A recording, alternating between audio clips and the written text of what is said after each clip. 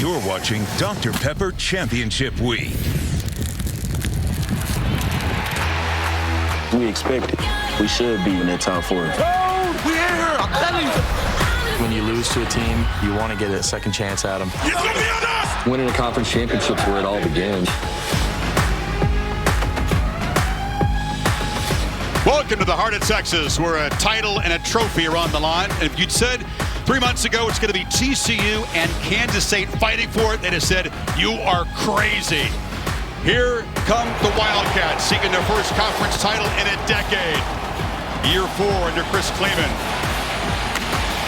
And the Horned Frogs, just the slightest of favorites, although this game rated a toss-up in AT&T Stadium. There's a purple palace as the Frogs come in trying to secure their playoff bid. Welcome to the Dr. Pepper Big 12 Championship game on ABC between 10th ranked K-State and number 3 undefeated TCU, part of Dr. Pepper Championship Week. Now to the public address announcer, James Jennings. ROTC program. Remain standing as we honor America and join Grammy award-winning, multiple platinum singer, songwriter, artist, and author Ashanti in singing our national anthem.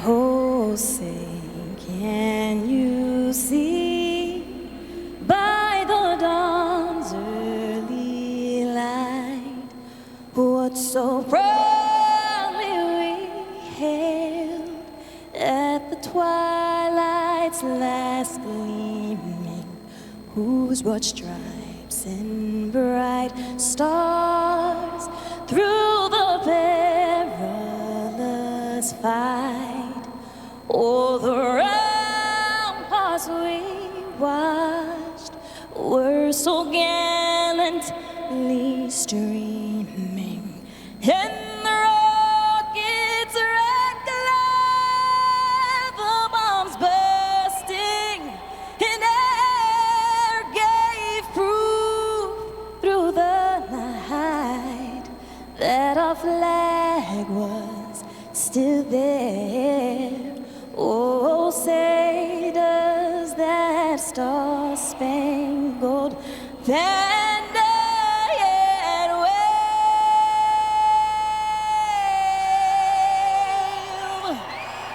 for the land of the free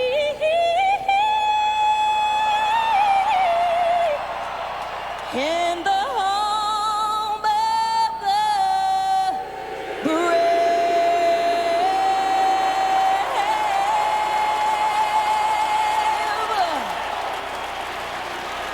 Great environment inside this beautiful building, and welcome to Championship Saturday. Chris Fowler, Kirk Herbstreit, Holly Rowe will join us. So you got the Horned Frogs, then you got the Georgia Bulldogs, Michigan Wolverines, 1, 2, 3 in the CFP, trying to stay perfect and secure their seeding, wondering if they even have to win these games. It's a weird backdrop. I mean, everybody's talking all week, especially now with USC losing last night. I think you have Georgia and Michigan clearly secured, and after last night, I think really TCU's in a great spot as well. Nonetheless, you put the playoff to the side. It's about winning a championship, right? This is what these players and these coaches work for, from really winter conditioning in January to right now, to put yourself in a position 4 quarters from winning a ring and winning a banner that you will forever remember and being a champion. It's been a while for both teams. Kansas State picked 5th in the preseason by the medium. TCU picked 7th. They met in Fort Worth in October. Deuce Vaughn of the Cats sprinted to a 28-10 lead, then a total turnaround, a patented Max Duggan comeback. That was the go-ahead touchdown to Johnston. Really a microcosm of what this year has been like for TCU, where they found a way to come back and win games in the second half, and why they believe they can win in any circumstances, no matter how many they get behind. But it was a different half. First half was all about Kansas State. In the second half, TCU found their way. Max Duggan trying to navigate his way to New York. He's certainly a Heisman candidate. What's going to make the difference in this game, which is virtually a toss-up out here? Yeah, I think Duggan's maturity and how he's handled some adversity has been fantastic. I really think Deuce Vaughn, to me, is the key to this game. How well he can play or how well they can defend him, I think, will be the difference. Yeah, the electric 22 for Kansas State. Sonny Dykes is the perfect coach to keep his guys grounded. He is measured. He is consistent. He is low-key. Here's his pregame speech to his team. Don't get too high. Remember, something good happens, play the next play. Something bad happens, play the next play. We know what this is. It's going to be a 60-minute slugfest. Okay, so prepare yourself to play your tail off and do your job for 60 minutes. All right, have a great time playing. Remember now, we got a little bit of a wait once we go outside. But bite your ass off for the guy next to you, okay? Oh, yeah. All right, proud of you guys. Let's get a win on 3. 1, 2, 3. Win. Games in this conference always seem to come down to the last possession. The 60-minute fight is what we all expect. To Holly Rowe. Well, guys, the smallest player on the field today may have the biggest impact for Kansas State. Deuce Vaughn grew up as a kid, 5'5", 5'6", wasn't sure if he could do it at this level, but he got a call from the NFL Combine one day where his dad is a scout. It was Darren Sproles on FaceTime trying to give this young man some encouragement. And now, wouldn't you know it, here he is at his alma mater at K-State doing the type of things that Darren Sproles did. He said sometimes when you're small, hope dwindles if you don't see someone that looks like you that's doing it big. Here he is with a chance to win a championship and that hope alive. Yes, indeed, every man's a Wildcat, and that encouragement has him on the field today playing as big as anyone in purple. That's right, Holly. Small but powerful and prepared. His dad, Chris, is a scout who works in this building for the Cowboys. Can they stop 22? Can TCU's passing offense, which has a healthy Quentin Johnston, it's a big difference today. Yeah, not only is he healthy, this team is healthy. This is the healthiest TCU has been all year, and a lot to do with this season and the run that they've been on. So TCU will boot it away. Luke Laminack kicks it off. And Malik Knowles, a dangerous returner. One of the top receivers in this K-State team is deep, but he will bring it out from 2 yards. Knowles, a long strider. And will get out near the 28-yard line, and we'll see this K-State offense go to work with Will Howard, who was not the starter at the beginning of the season. Adrian Martinez went down with a leg injury. Howard stepped in. Different kind of quarterback to Martinez. Keep an eye on his deep ball threat today. Yeah, he's a guy that's been around for a number of years, 3 years of starting experience, but he takes over this year. He really changed his body from last year to this year, dropped 20 pounds of body fat, put 30 pounds of muscle on. So you see him now as a much more different athletic, big, strong, physical quarterback. And the first touch of the game goes to Deuce Vaughn, and the Horned Frogs able to wrestle him down for a 4-yard gain. Martinez just hasn't been able to get that ankle and knee healthy, but he is the best buddies of Will Howard, been very supportive, really kind of a model teammate. He'll be back for the bowl game in New Orleans. He will be. There was some rumors, the possibility of him being healthy enough this week, but obviously not going to happen. Vaughn picks his way patiently, but he's knocked down behind the line. That Frogs defense loaded with speed, and that's Shad Banks who made the play. Yeah, Terrell Cooper on the edge actually handles a double team and forces him back to the inside. Really good job on the edge of that defense. Watch him force this back inside, and then you're able to clean it up there with Shadrick Banks. So a quick 3rd and long for Will Howard. 4-receiver look. Frogs actively going to drop back and play coverage here. Howard has time, delivers a long throw, and the catch is made in the sidelines. First down to Phillip Brooks. How about this throw? How about this throw to open the game? Left hash all the way to the far sideline. On a line, if that ball hangs in the air, it's out of bounds, and no chance for Brooks to bring that in. But he throws it with that kind of velocity and able to get the feet down for the first down. Great route as well. Yeah, he's known for his precise routes. Very reliable receiver, Phillip Brooks. They'll pitch it to the edge, and that's the catch made by Cade Warner. Of course, the son of Kurt, he's trapped behind the line. It was a good job there by the defense flying around. That time you saw Hodges Tomlinson just shot out of a gun there, getting upfield, didn't make the tackle, but affected the timing. Boy, Phillip Brooks that time, not just the route, but the awareness to know to go beyond that first down marker to be able to get that ball. So when he catches it and steps out of bounds, they get the first. Vaughn on 2nd and 10 makes a cut and is knocked down. We don't see Johnny Hodges, one of the key members of this TCU defense, a transfer from Navy. The linebacker has been battling a hamstring injury. Yeah, but we do see Banks step in for him. You and I were in Austin a few weeks ago and had this TCU team, and that night, if you remember, D. Winters, because of the week before, had an injury that he sustained, or actually was kicked out of the game before, so he had to sit out the first half. Banks stepped up that night and played really well. So I think even with the injury here tonight, I still think they feel good about Banks. Need 5 on this third down. Howard has protection, another long throw, and it's incomplete. Josh Newton was covering Malik Knowles. He did not work his way back to the sideline, and here comes the Wildcats punt team. Good coverage, just not quite on the same page there. You know, usually early in the game, you're just kind of getting a feel for the speed and the tempo, what the defense is doing. Kansas State, even though they don't move the ball downfield, got to be happy with getting the ball in a position to be able to put TCU back with a good punt here. Typically a pretty fast starting offense. They've scored touchdowns on 8 of their opening possessions this year. Ty Zentner's busy, handles the punting, the field goals, and the kickoffs. Tay Barber drips back and makes a catch at his 2-yard line and is able to work his way back to the 8. A risky move, lost track of where he was on the field. So Max Duggan and the Horned Frogs backed up for their first possession here in Arlington.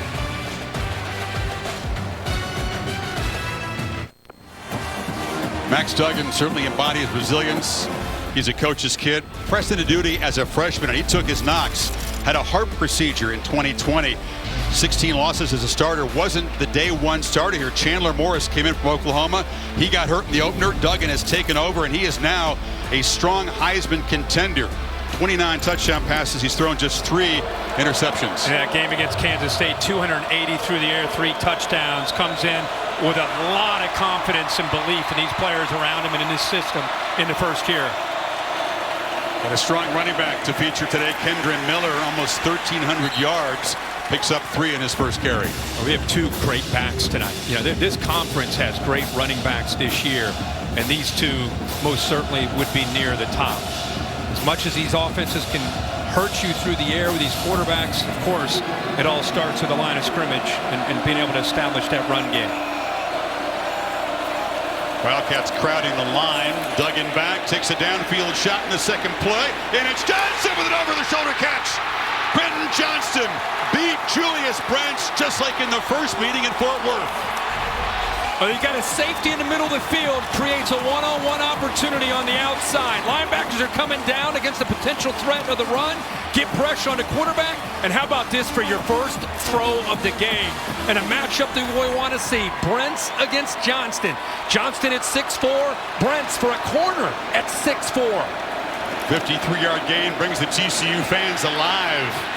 And now Miller bangs forward for about 4 yards. Really not a chance to set up this one-on-one matchup. Pretty good coverage, but look at the ball. I mean, you could not draw it up any better for Duggan on where to put the ball on a go route out over the outside shoulder to allow Johnston to walk away or jog away there from Brents in coverage.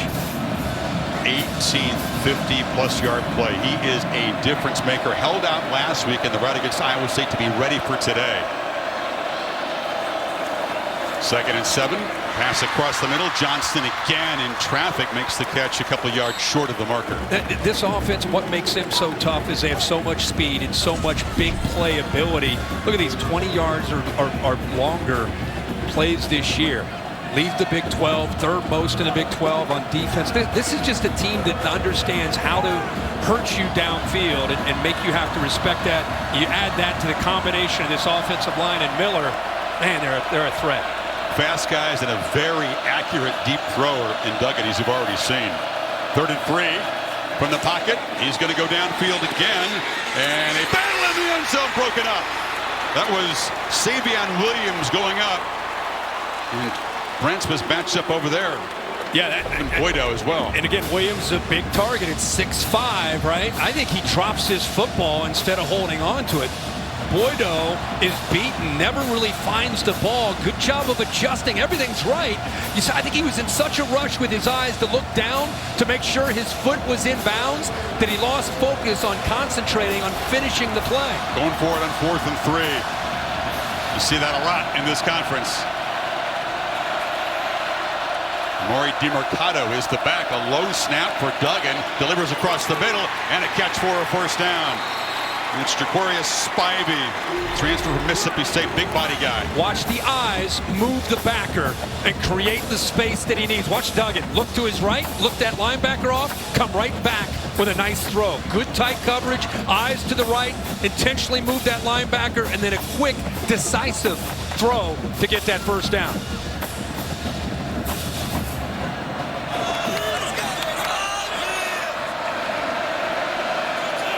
First down from the 25. Duggan immediately straight back, and he can take off. He's an effective scrambler, can be a tough guy to tackle, but flying up to make the play is the safety, Josh Hayes, who slings him down at the line of scrimmage. And they're mixing up some man, some zone. This time they're going to play zone. When you play zone, it allows those backers and safeties to keep their eye on the threat of a quarterback who's an athlete to run. So they know that he's taken off, and they are able to clean it up in a hurry. Great play there by Josh Hayes. The fans wanted horse collar, but Bill says up here, Bill is helping us out, says no, he was a good, clean play. Clean play. He grasped him over the shoulder. He did not go to the back and grabbed out. Miller back in the game. He's got the football, and a second and long run. He's knocked down at the 24, so third down coming up. The K-State secondary playing shorthanded. You saw Hayes make the play moments ago. Kobe Savage, Sincere Mason, two key guys at that position out injured today. Yeah, and I think what they're trying to do right now is be incredibly aggressive, shooting backers, trying to hit some gaps. Everything that they can do right now to try to slow down this electrifying offense. To get him to third down, this is a big play here early in this game.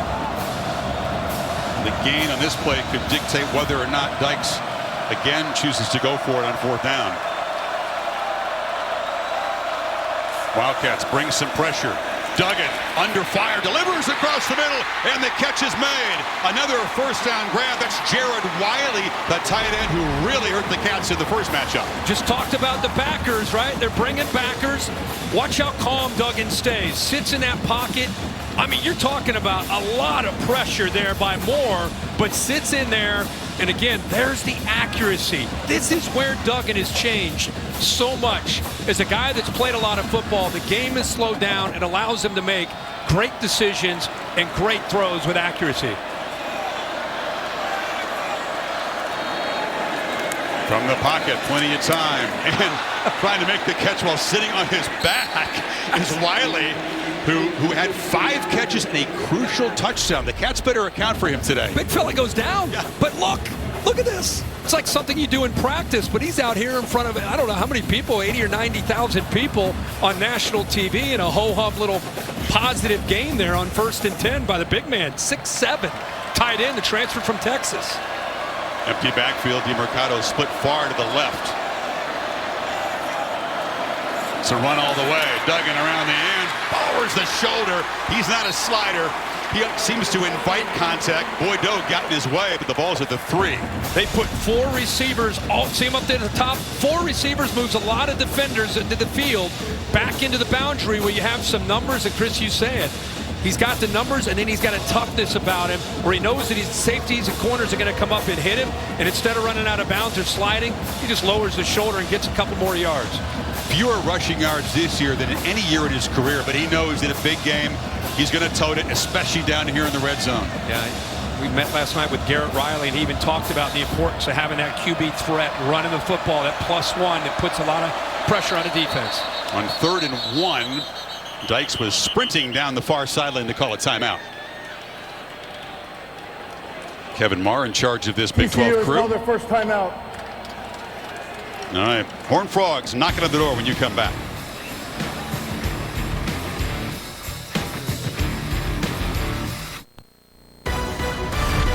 The Dr. Pepper Big 12 Championship on ABC is brought to you by delicious ice-cold Dr. Pepper, the one fans deserve. And in part by IHG Hotels and Resorts. TCU was 3, dropped to 6 in the final rankings in 2014, ended up clobbering Ole Miss in the Peach Bowl. Aerial coverage provided by Goodyear, celebrating the challenge of road games everywhere. Are you ready for the road? Goodyear, more driven. Horned Frogs have driven 88 yards. We're backed up deep inside their 5-yard line. Now they have a 3rd and 1 here. And you get a 2-back look. Trent Battle and Miller flanking Duggan. It's a keeper. Battle with a lead block, and Duggan bangs down for a 1st and goal. Great block by Ali, the center. Uses his leverage, gets to nose guard. Huggins turned. That's really where it started. And then he gets right behind the lead back there, Battle. They are tough to deal with down in this position. They have plenty of options, and they got a quarterback who is unafraid to impose himself at the goal line. And you want to throw it to a big body receiver. There's like 3 of them out there. There's just a lot of confusion here with the personnel groupings. Referees are stepped in to give Kansas State the time they need. Now you're going to get a timeout. It's the one thing with a play clock is if you make a change offensively, even if it's late like that, Kansas State has to be given time. Let's go back to that last play to get that 1st down on 3rd and short. And always love looking in the trenches. Watch this block right here, and it gives you an idea. He's not known for his overall athletic ability, but just by turning and using that leverage, he's able to create an opportunity with an angle. And then you get 17 leading the way. Makes it really easy for Duggan on 3rd and short. Almost got into the end zone. This offensive line's impressive. Duggan did take a shot to the helmet there, but he's not afraid to pay the price. You got 2 6-year guys, you got a 5th-year guy, you got 2 other guys who are 3-year starters, so it's a veteran graybeard offensive line in front of him. And for people that are just watching TCU for the first time and they're saying, you know what, I want to check this team out. They got a chance to win the playoff, maybe get to play, maybe win the Big 12, get into the playoff. One thing you got to realize, remember, Sonny Dykes is in his 1st year, has had 5 games where they were trailing in the 2nd half and had to find ways to win. If nothing else, you got to step back and tip your cap for the culture that he's been able to create here in this 1st year. Miller the back, it's Barber in motion, and he's going to throw for it, and touchdown TCU. Tay Barber came in motion, got back to the flat, and what a drive for Duggan and the Horned Frogs. You know why he does that? You go to that motion is because watch the adjustment here by him moving into the inside. They have to, now you get a matchup you want. Now you got a little hesitation there and a matchup that you want. So pre-snap motion, you make the defense have to adjust. Now you have Barber, who's so quick with change of direction. And how about the throw by Duggan? Like a shortstop, just flipping it out there in the blink of an eye to give his guy a chance. Griffin Kell, who has been heroic at times when needed this year, on for the straightforward PAT, and he knocks it through to the 53-yard downfield strike in their 2nd play to Johnston. Sets up a grinding drive, almost 7 minutes, 92 yards and 13 plays. Horned Frogs draw first blood. All-State playoff predictor has never looked like this on Championship Saturday. The near certainty for Georgia, Michigan, and TCU reflected the fact that the algorithm doesn't think either of those teams needs to win to be in. Ohio State sending a big thank you to Kyle Whittingham in Utah. Yeah, and I think TCU, in my opinion, could be right up there at a 99 themselves. And the big news last night, as you said, USC losing. Utah wins another conference championship out west and heads to the Rose Bowl and opens up a spot now. Knowles receives it on a couple of hops here and manages to navigate out across the 20. Championship Saturday continues after our game on ABC. Tulane, a team that went on the road and beat Kansas State 17-10 in September, takes on the Golden Knights, and in primetime Clemson and the Tar Heels battle for the ACC championship. Orange Bowl on the line there tonight. Interested to see in Charlotte which team responds, who can get ready to go. Both disappointing losses last week to rivals, and now playing for a conference championship. Just think what happened last night, all these other results last Saturday. If both of those teams win, they could have been playing potentially for a shot to get in to the playoff. In the new 12-team format in 2 years, they will be right. for a spot. So can the Cats respond here? Very delayed play, a slow developing play as Vaughn takes it and works his way to the right for a couple of yards. We mentioned the early loss to Tulane, but Kleiman has been rock solid, and they do it in some ways the Snyder way. They lead the conference in turnover margin. Yeah. A couple of big wins over Oklahoma, and they destroyed Oklahoma State, shut them out when they were in the top 10. They have firepower, but you're right. It still feels like Bill Snyder has his fingerprints on this team, and Kleiman's done such a good job of bringing that same approach. Field position, turnover margin, few penalties. A lot of time for Howard. He steps up and launches downfield, throws into heavy coverage, and it's almost intercepted off the fingertips of the safety, Mark Perry, but he shows you the arm strength. Well, and he's just late. You know, he's got a one-on-one matchup that you'll see, and I think the big thing that he feels that once he steps up, he's looking right here. He's got an open field, so he thinks, okay, I got a shot to take, but he's late, and the ball hangs. It allows the safety to come over. You have two defenders back there, almost like a fair catch. Kansas State catches a break that the ball's not picked. Joe Gillespie, the defensive coordinator, hopes his guys can get off the field right here on 3rd and 8. Howard again has time, delivers into traffic, and it's broken up beautifully by Josh Newton, who came in front of Warner, and here comes the punt team again. But he started on his right, kind of looking towards that wheel route. Watch 22, Vaughn down to see the quarterback looking, really can't find anybody open, and if he puts that ball over near the sideline, I think there's a chance that he converts with Cade Warner.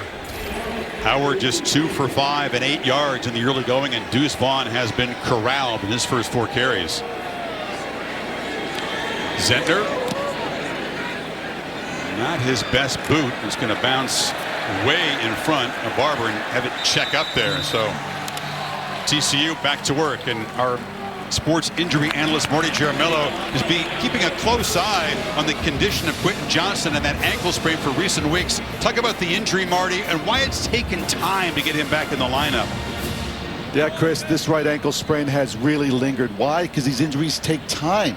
And the ligament is actually partially torn and partially stretched. And he finally got the rest that he needed in the last 2 weeks, allowing the ligament to heal, scar up a bit, and actually regain a little bit of stability. That said, today he's well protected, allowing him to show off that speed, the agility, and how Kirk said in another last game, he has that elite little shake in the open field. Saw it early, Marty. He's got the speed. Miller bounces it, gets the edge. Kendre Miller deep into Kansas State territory. Knocked out by Cheatham inside the 40. They pull around a couple offensive linemen, but watch the edge block there by Wiley. Great vision here by Miller to kick it. How about that? Quentin Johnston, we just talked about him with Marty, with his health as a receiver downfield. You know, it's just kind of a screen, just kind of gets in the way, but it's enough to get Miller to the corner and pick up big yards. Miller again. When they ground out that win in Austin, he badly outdueled Bijan Robinson, up to the challenge, knowing he's got Deuce Vaughn on the other side. A guy who always feels like he's underrated. He comes from a very small school here in Texas, a 2A school. Yeah, and brings so much to this offense, over 100 yards a game. What's happening for me early in this game is you're going to get a good feel for the balance. These safeties are starting to creep down because they're having to respect Miller, and all that's going to do is create one-on-one shots downfield to Johnston and these receivers. And Duggan makes a low throw. Darius Davis, the speedster, the return weapon, was in the neighborhood, but kind of a virtual throwaway there. It just wasn't open. By the way, that touchdown pass for Duggan, the 71st in his career, tying him with Andy Dalton, number 2 in TCU, behind Boykin, who's got the record. Good job Garrett Riley has done with the play calling of this offense. We all know the job his brother Lincoln has done over the years, but man, Garrett's making a name for himself, finalist for the Broyles as a top assistant coach. Yeah, at age 33. Leads 7 1/3. Duggan launching. Jordan Hudson goes up, jump ball broken up nicely. That was Boydo defending at the 2-yard line, and it's 4th down. Well, you get man-to-man. We got a player down. You get man-to-man. Watch this safety have to run with a receiver.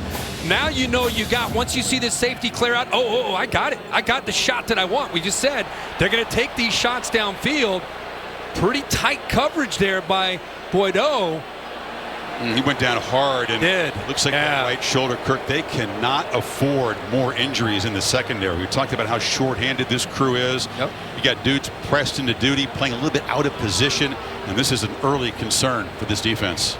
Yeah, ball is underthrown. Heck of an effort to try to come back and make the play by the true freshman Hudson. And you're right, he just didn't have time to get his hand down to protect himself. Really, a couple safeties already. Saw a shot of Mason there, who's out. Mason and Savage, the safeties are down. These are two pretty healthy teams, except for the secondary of Kansas State. That's the one area in this ball game where they're very short-handed. And let's face it, if you're going to make a run to a championship, health is a big part of it, not just in Big 12, but all over the country. His favor in that right shoulder as he gets up. Holly?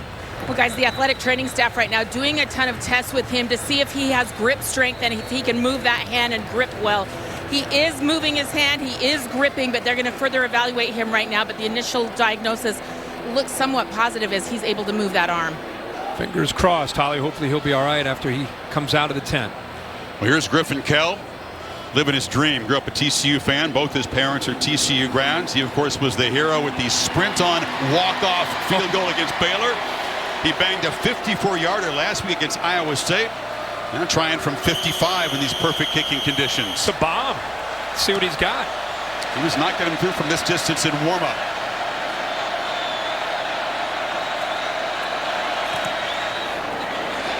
Starts and stays wide left. So Kell off target from 55, and the Horned Frogs' promising drive comes up empty. It looked like it had plenty of distance. Looks like he hits it good. He just pulls it a bit to the left. I tell you, I think the decision there to go for it shows you two things with Sonny Dykes. Number one, he believes in his kicker, and he should. Number two, he believes in his defense. And even though you're going to give up some field position here, defense is off to a really good start. I'm anxious to see how Colin Klein, the former great Cat quarterback himself, now the offensive coordinator, after a couple series, what kind of adjustments he makes to try to get this offense into a rhythm. In the end around, this is Malik Knowles. Jet sweeps are a very effective weapon for the Cats. They average more than 14 yards when they jet sweep it. It's because everybody packs in on Deuce Vaughn. Everybody worries about the way they run in the interior. So the way Colin Klein keeps him honest is he gets out on the edge by doing the jet sweeps. You see a lot of teams that do that don't have the prolific passing offenses. One of the wrinkles you throw in there just to make sure these defenses are going to get a little wider is run that jet sweep. Howard launches downfield to Knowles, who catches it in stride, and suddenly the Cats are threatening at the 15. He beat Josh Newton. He did, and he had man-to-man. Safeties up tight. Watch his safeties come up tight. We talked about that on the other side of the ball. But with safeties up tight, you know you've got a one-on-one chance, and you love to see the confidence that Klein has and going back to the hands of Will Howard and these receivers, and you get downfield one-on-one, Malik Knowles will make you pay for it.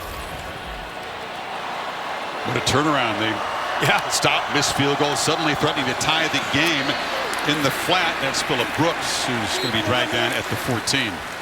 We said how would Colin Klein adjust, and it's attacking the edges.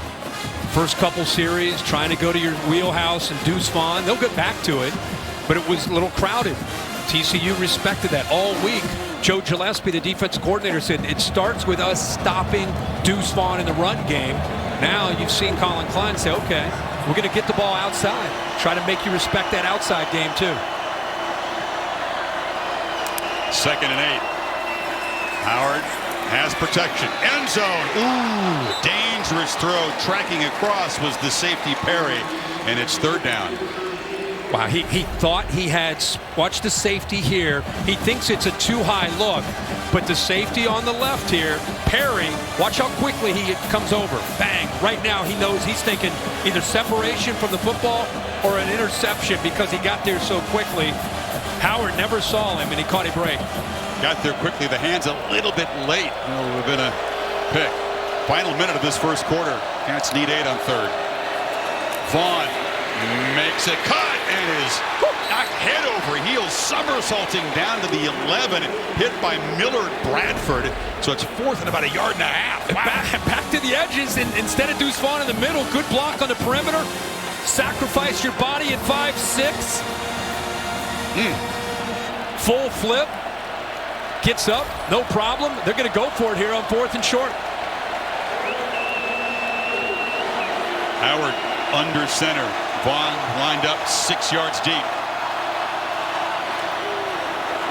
And a throw for it. Flip it in the flat. Catch made. Sennett leads. Touchdown. They snuck the tight end down.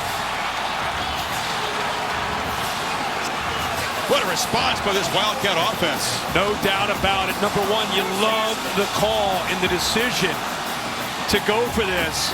And I love the call from Colin Klein. Bringing Sennett from the right side where he is the play fake all the way to the left side. So often in the NFL and college, that receiver gets lost. Sennett, a tough blocker. Not a very big dude. They don't feature the tight end a whole lot, but down near the goal line, a 4th down touchdown, and we're dead even with 15 seconds left in the quarter. So you have the big tight end out into the corner. Here's kind of your H-back tight end, Sennett, who's just off the play fake, often gets kind of lost. You see the defensive edge to that. To me, just you kind of lose your edge there. The linebacker kind of gets caught up, just slightly hesitant, and then a really accurate throw. But it goes back to the decision to go for it. You're playing championship football. You're down early. You got to make a play. And Colin Klein's got to love to see that execution. Yes. Heisman finalist. K-State won the conference title in 2012. Different kind of offense when he was kind of grinding it out, bulldozing his way as a quarterback. Right? He was a great player. Still the career touchdown scoring record holder at Kansas State. 63-yard drive in 6 plays. Yeah, it's more of a quick strike offense than you think. Yes, it feels at times like the Snyder era. Vaughn can grind it, but that 40-yard pass to Knowles was huge. And I think that's the change, right?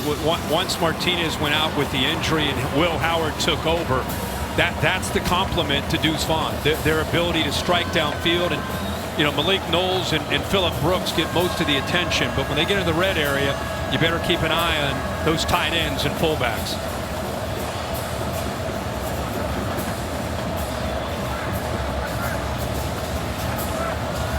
They try to keep it away from Darius Davis, who's got 6 returns for touchdown in his career, 5 of them with the punt.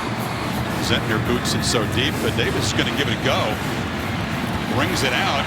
Goes right up the middle of the field and shows his speed. I think he got the coverage team by surprise there. They'll set up at the 34-yard line.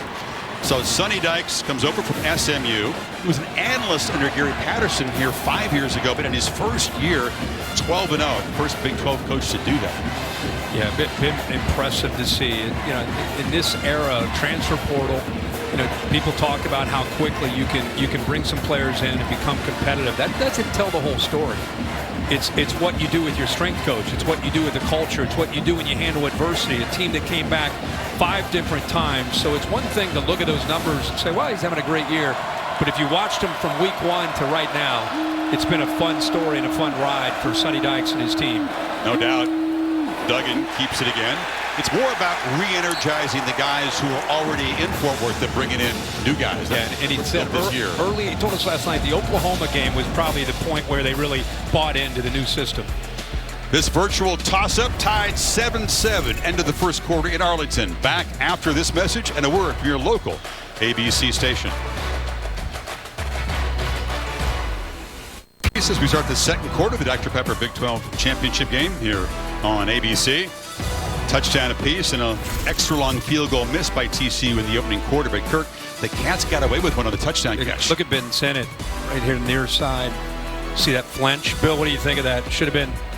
That's a false start. Yeah. He made a movement like this play was starting, and then all of a sudden he abruptly stopped. Yeah. Should have been called. False start. Now 4th down, moving back 5 yards. Probably correct. Kick a field goal. So a big miss there, and gives TCU or gives Kansas State their touchdown. And Sennett's the guy who went out in the pattern and caught that touchdown pass. Duggan looking to throw in first down. Wasn't there, just drops it into the turf. Nobody open, and Eli Huggins brought the pressure.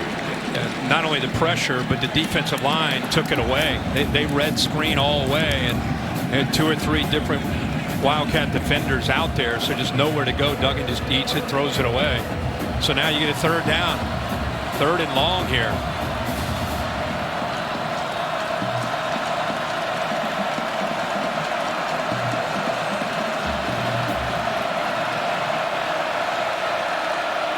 Pats fans making noise.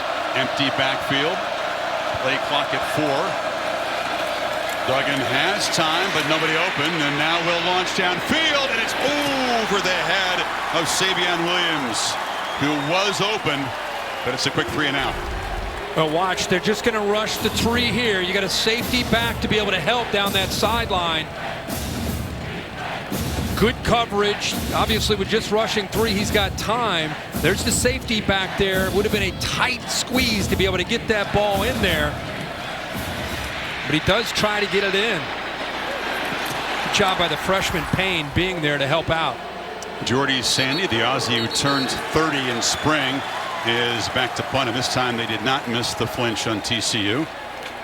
And back Sandy up 5 yards. You expect momentum swings and changes in games in this conference. The first meeting had a bunch of them. Ball start. Offense number 27. 5-yard penalty. No 4th down. And we had one here. Duggan came out slinging the big play to Johnson. They were up 7-zip, and the Cats have clawed back and get the football back in the 7-7 game now.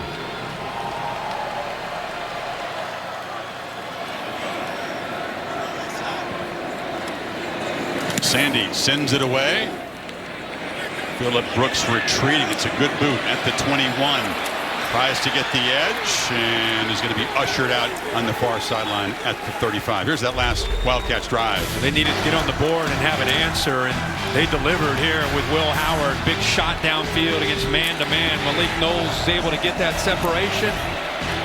Get Deuce Vaughn out on the edge and set up a 4th down and short. They get aggressive play action. Ben Sinnott out into the edge, gets away from the corner, Josh Newton, and into the end zone for that touchdown to tie it up. Kansas State has really settled into this game on both sides of the ball.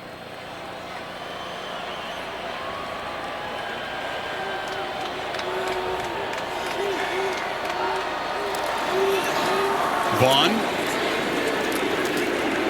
shows that power. He might be about 5'6", but he can drive the legs. Holly? Well, the last quarterback to win the Big 12 championship for K-State was Colin Klein, and he's calling plays today, as you guys mentioned. I talked to him on the field before the game, and he said, my dad was a 35-year coach. Coach Snyder taught me well all the way I've come up, but he's built playbooks playing video games his whole life. Says, we're trying some things. We're going to innovate here, and he's excited about the future for Kansas State. 33 years old, one of the bright young callers in the game. He recruited Will Howard, and Will said he brings a real calm presence. And he said he learned that from the Snyder era. Vaughn with a 1st down run now near midfield. He's one of our favorites that we've watched play, and he played, even though he was a physical quarterback, he played with that same attitude, that he has now as a coach. I'm sure it's a reflection of his dad and Bill Snyder. Vaughn remains the first concern for any K-State opponent. He was held in check the first meeting pretty well by TCU. Off the play fake, Howard over the middle, has a man wide open, and that was Vaughn taking a big shot. It was off his hands, and then Miller Bradford delivered a hit, and here comes a flag where the tackle was made. So an opportunity to bring in Bill Lamagna and get his opinion on this. Bradford hits him, lowers his shoulder. You wonder if Vaughn is looked at as a defenseless player there. He is a defenseless player, and it appears that the left shoulder comes in with forcible contact to the head neck area. Now the tough thing on this is the receiver's going down, but the rule doesn't allow for that. So he gets him with the shoulder, forcible contact, targeting. Personal foul. Targeting. Defense number 28. The previous player got a penalty here. Brad Van Bark is the replay official here in the Big 12. They call him Nook, but Miller Bradford is a key part of this defense. He is. Plays a very versatile position. Bill, I want you to explain to the fan. You mentioned how he lowers. Vaughn starts to go down. The TCU fans saying, wait a second, he can't help that Vaughn went down. I don't know about where that contact is from either guy. That looks like shoulder to shoulder. Is it the follow through with that? It made it look forcible. Seeing this last view, think it'll be. I don't like the targeting call. Okay. The first view or two, it looked like he got him with the shoulder right to the head. Right. But on these other views, I can promise you, Dykes doesn't like it either. We'll see if replay reverses this. It's a big moment early in the second quarter here. It is. This is what they're trying to determine. What Bill's talking about. Watch him on that follow through with that elbow. I think that's what drew the flag. Made it look intentional, but Bill, it's an interest to be a tough call. If it's shoulder to shoulder, it's the forearm. Is that, would you still call that forcible contact to the head of Vaughn? No. The initial, I'm looking for that initial contact. That was shoulder to shoulder. Now, does he end up with some contact to the head?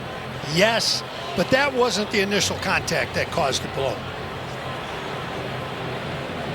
If that's all they called was the targeting, and they take the targeting away, there's absolutely no penalty. Wiped. It's wiped away. Now, if you called something else with it, it'd be different.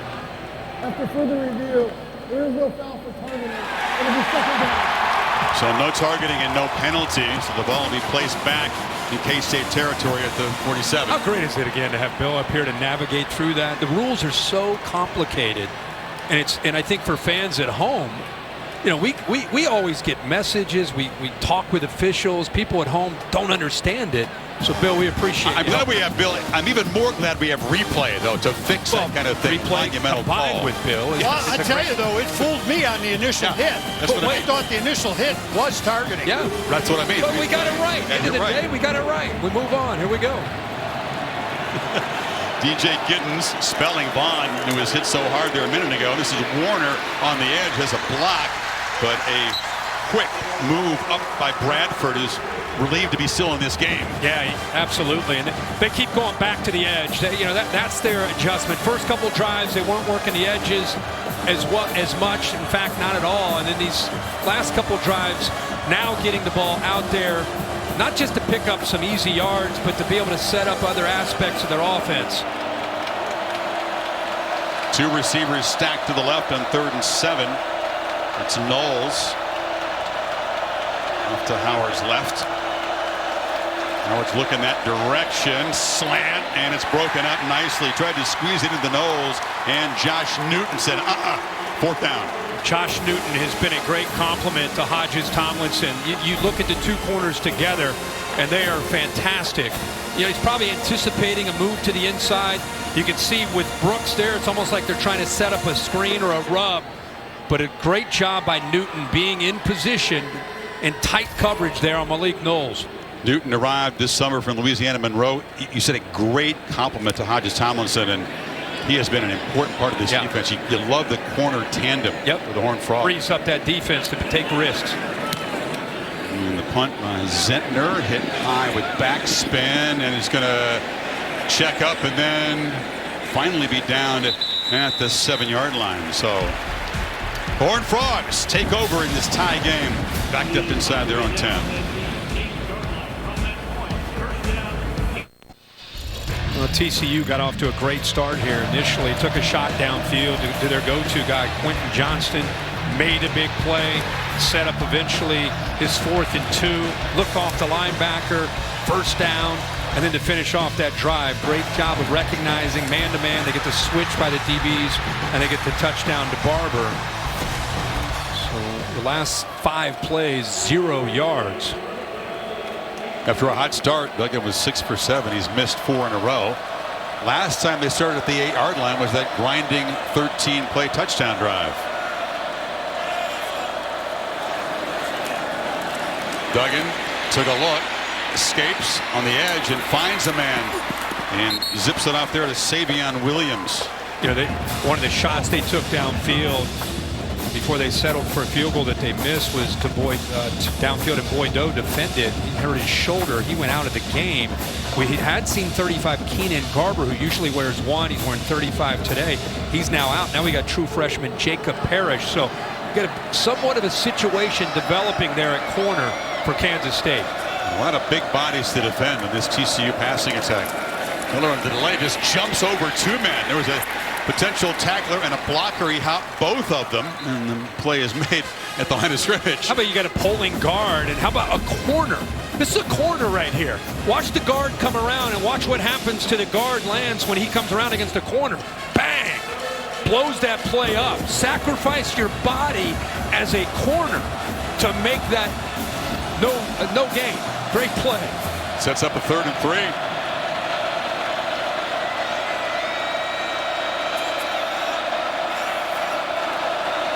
Duggan has time. Slant. Incomplete. He was trying to find Johnston. That was Brent's in coverage, and the K-State defense holds and should get good field position for the offense. How about Julius Brent's back-to-back plays? He was the guy who I just circled as a corner. Makes a good play against the run. Comes right back against their top receiver. We talked about this being the matchup.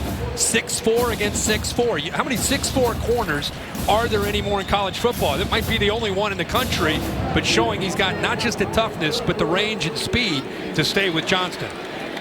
That size is handy. There's 2 6'5" receivers. Johnston's 6'4". The tight end Wiley's 6'7". Yeah, he's got a big job today. So timeout taken. TCU spending the last 1.5 here to avoid having the punter backed up 5 more yards, but back-to-back 3 and outs for Dyke's offense. K-State back to work when you come back here.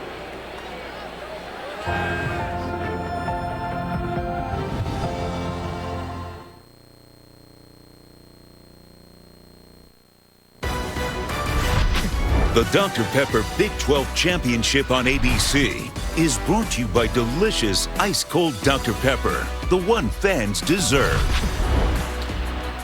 2012, Bill Snyder with Colin Klein at quarterback tied with Oklahoma. They won the conference title head-to-head.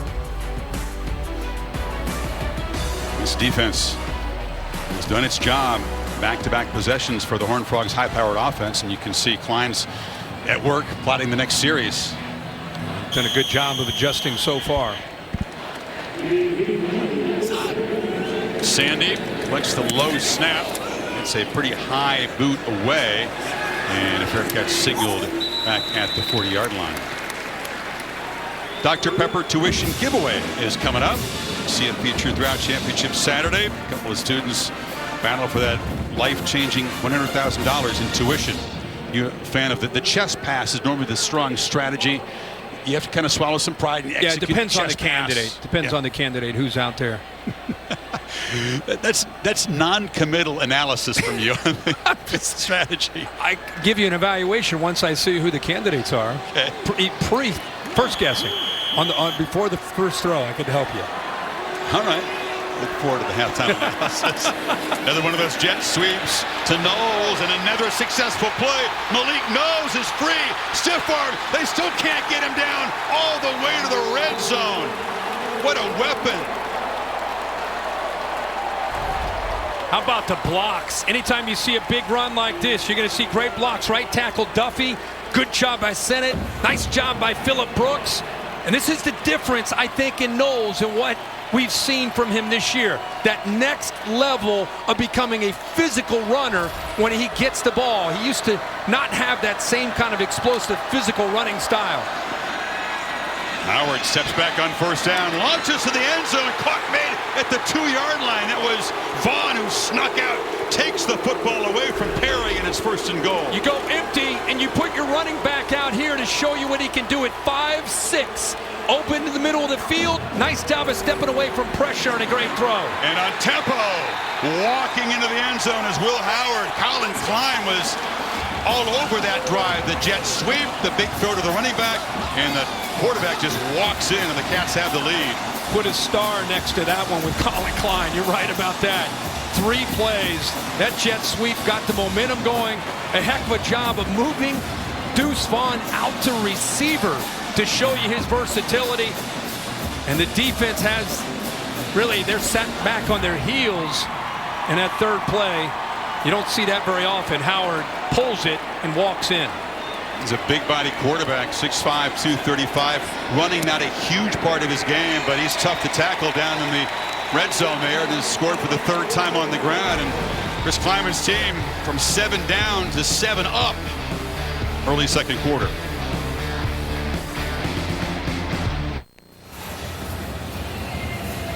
K-State can strike quickly. That's their 20th touchdown drive of the season in fewer than 5 plays. They have the lead. You're right, though. The perception is that it's Bill Snyder and it's tough. It's running the ball. But, man, they can score in a hurry. There he is, Davis in his end zone. This TCU offense came out firing. Big play by Duggan to Johnston early, set up the touchdown, but back-to-back 3 and outs suddenly. Davis is going to drift back. He's not afraid to bring it out and will. Hurdles some traffic, still fighting, and knocked down across the 20. Well, Chris Fallica, the big send-up on College Game Day this morning. He's off to big responsibilities at Fox, but his final Affleck trivia question of his career, Bear. Make it easy. Camera. It is. I have a nice soft heart today for you, so I'm not going to make it too hard for you. So today's Affleck trivia question: how many teams ranked 3rd in the next to last CFP rankings have failed to reach the playoff? So next to last ranking, the one right before the final one. TCU was one of them. TCU was one of them. They were 3rd the first year in 2014, won and dropped to 6. Yep. What was Baylor that year in the second to last? 5th, maybe? Ohio State, I think, jumped from 6 to 4. They did. Miller on a first down carry still has his balance and has a first down to the 35 where Josh Hayes grabbed him. Really nice job up front. Avila, Ali, left guard and center, combination block, opened up. Wiley pulling around. Good execution, best play we've seen in the last few drives to start this drive. Duggan the first down throw over the middle. It was over the head of Tate Barber. He had the small receiver running free out of the slot. Watch this. I mean, sometimes it's not necessarily getting the sack, but it's applying enough pressure to make Duggan feel like he needs to rush his throw. He knew that he had to get rid of that. Affects his accuracy. He makes that throw. If there's protection here and Mott doesn't come after him that quickly, he's able to take maybe one more hitch and put that ball right on the money. TCU misses a golden opportunity there. A couple of natives of Iowa colliding there. Duggan and Mott. So off that missed chance. 2nd and 10. Cats twisting up front. Duggan backpedals and delivers incomplete. It was a hot bullet across the middle for Spivey. Jacob Parrish, the true freshman, pressed into duty, was in coverage. And a nice job by Josh Hayes. I'll tell you, this is a sophisticated defense. Hayes just kind of sitting, comes off of the receiver he had in coverage, eyes on that quarterback, and he's able to help out in coverage. This defense really struggled a couple of years ago. Then they shifted to this 3-5 or 3-3-5, and it's been a huge improvement the last couple of years.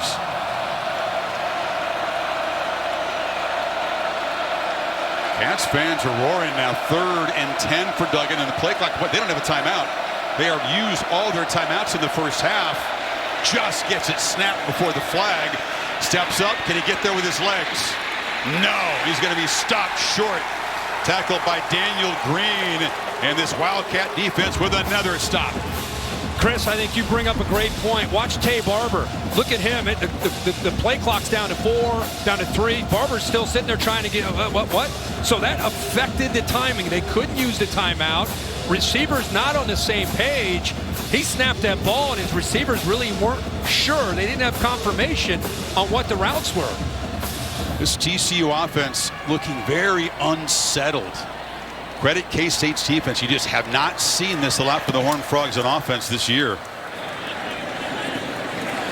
And Sandy's punt fair caught at the 24-yard line. All right, Chris. I know TCU is one of them, so the answer is at least one in 2014. Well, the answer to that is Affleck trivia question. How many teams ranked 3rd in the next to last college football playoff rankings missed the playoff? It is 1. Ah, we got They're it the right. only one. Well, Chris, we want to thank you. What you've done, not just for college football, but for college basketball, the X Games, and World Cup, and Triple Crown, everything. We're going to miss you, man, but wish you the best. Excited for your next chance. I'm going to miss you guys, too. It's been my pleasure. 27 years. It's been one heck of a run. Chris, you were already here with Coach, and Bear and I came in together same year, 1996. We'll miss him dearly. Vaughn works his way up the left edge and just scampers for a first down. Boy, great execution up front. Look at this. The left guard that time, Beebe, just kind of acts like he's pulling and comes back the other way. He did step out short of the marker. I thought he was going to make the 35. They spot him back at the 32.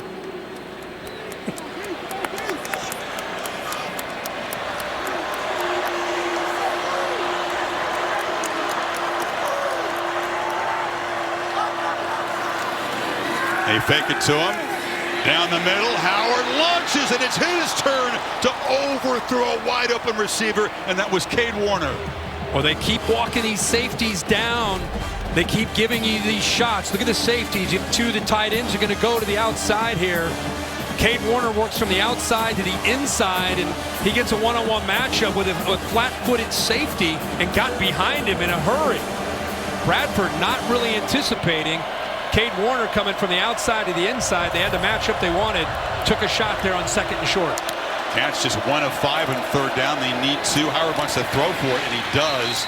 As Warner settling in and making a catch to the 38. Ollie? Well, guys, this is a big development right now. Malik Knowles, who on the last series we saw have that big long catch down the sideline, he got up from that awkwardly and limped back onto the sideline. Right now he's sitting there being consoled by people. I've not seen athletic trainers talking to him, but it doesn't look like he'll be able to return. They don't give injury updates, so I'll try to keep you posted with what I'm observing, but this does not look good. Wow, Holly, that's tough. When teammates come over and hug you, it's a nice moment, but it's not a good sign. He comes from 15 minutes away from AT&T Stadium in Mansfield, Texas. You've seen him make the big play as a receiver and a runner. He's also a leader of this offense. We talked about, I don't know if anybody's improved more from last year to this year than Malik Knowles with what he does with the ball after the catch. We just talked about on that jet sweep, how physical of a runner he's become. Now Cade Warner, who's been in that third receiver more in the slot, now you're going to see him have to be the guy, Kurt Warner's son, opposite of Phillip Brooks. This is Brooks who comes in motion. Hand it off inside, and it's DJ Giddens plowing ahead. A physical back, good compliment to Deuce Vaughn, and it'll be third and short again. Yeah, and I think we saw Deuce Vaughn line up at receiver. I think you'll probably potentially see a little bit more of that. We've got a player down for Kansas State. Looks like it's KT Leviston, the starting left tackle. Injuries beginning to pile up for the Cats, who lead by 7. 6:44 to play before halftime.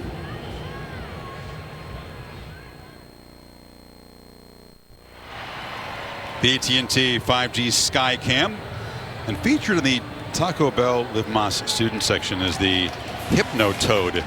Lifted from the show Futurama like 20 years ago. It was used at basketball games, and it has been known to turn games around. Sunday Dyke says it has magical, mystical powers when it ever appears. It's trippy. I think Max Duggan has mystical powers. Or at least he has. You're not buying the Hypnotoad syndrome? No. Well, Dykes wants his defense to get a stop here. 3rd and 2. It's Giddens, and he's got the first down. Big fella banging off the left side into Horned Frogs territory before D. Winters got him to the ground. They've moved Beebe now out here, and watch the job. You got to move some people around with that injury. He's now playing tackle, and they run right behind that left side. Phil Forge is in now at guard, so they move Beebe, who's Big 12 Offensive Lineman of the Year. They move him out to tackle to show you the versatility he has. He's their best offensive lineman. Hasn't allowed a single sack all year. You're about to see his versatility. Fresh set of downs. Going to feed Giddens again. It's a definite change of pace. He just runs downhill for 6. Again, right behind that left side. Leviston goes out, and hopefully he's able to come back. In the meantime, they're trying to hold it down on the left side. A little double team this time. 19, Sammy Wheeler helps out. There's Sennett. Oh, just the old school, good sound, sustaining blocks, hat on a hat, positive yards on 1st and 10.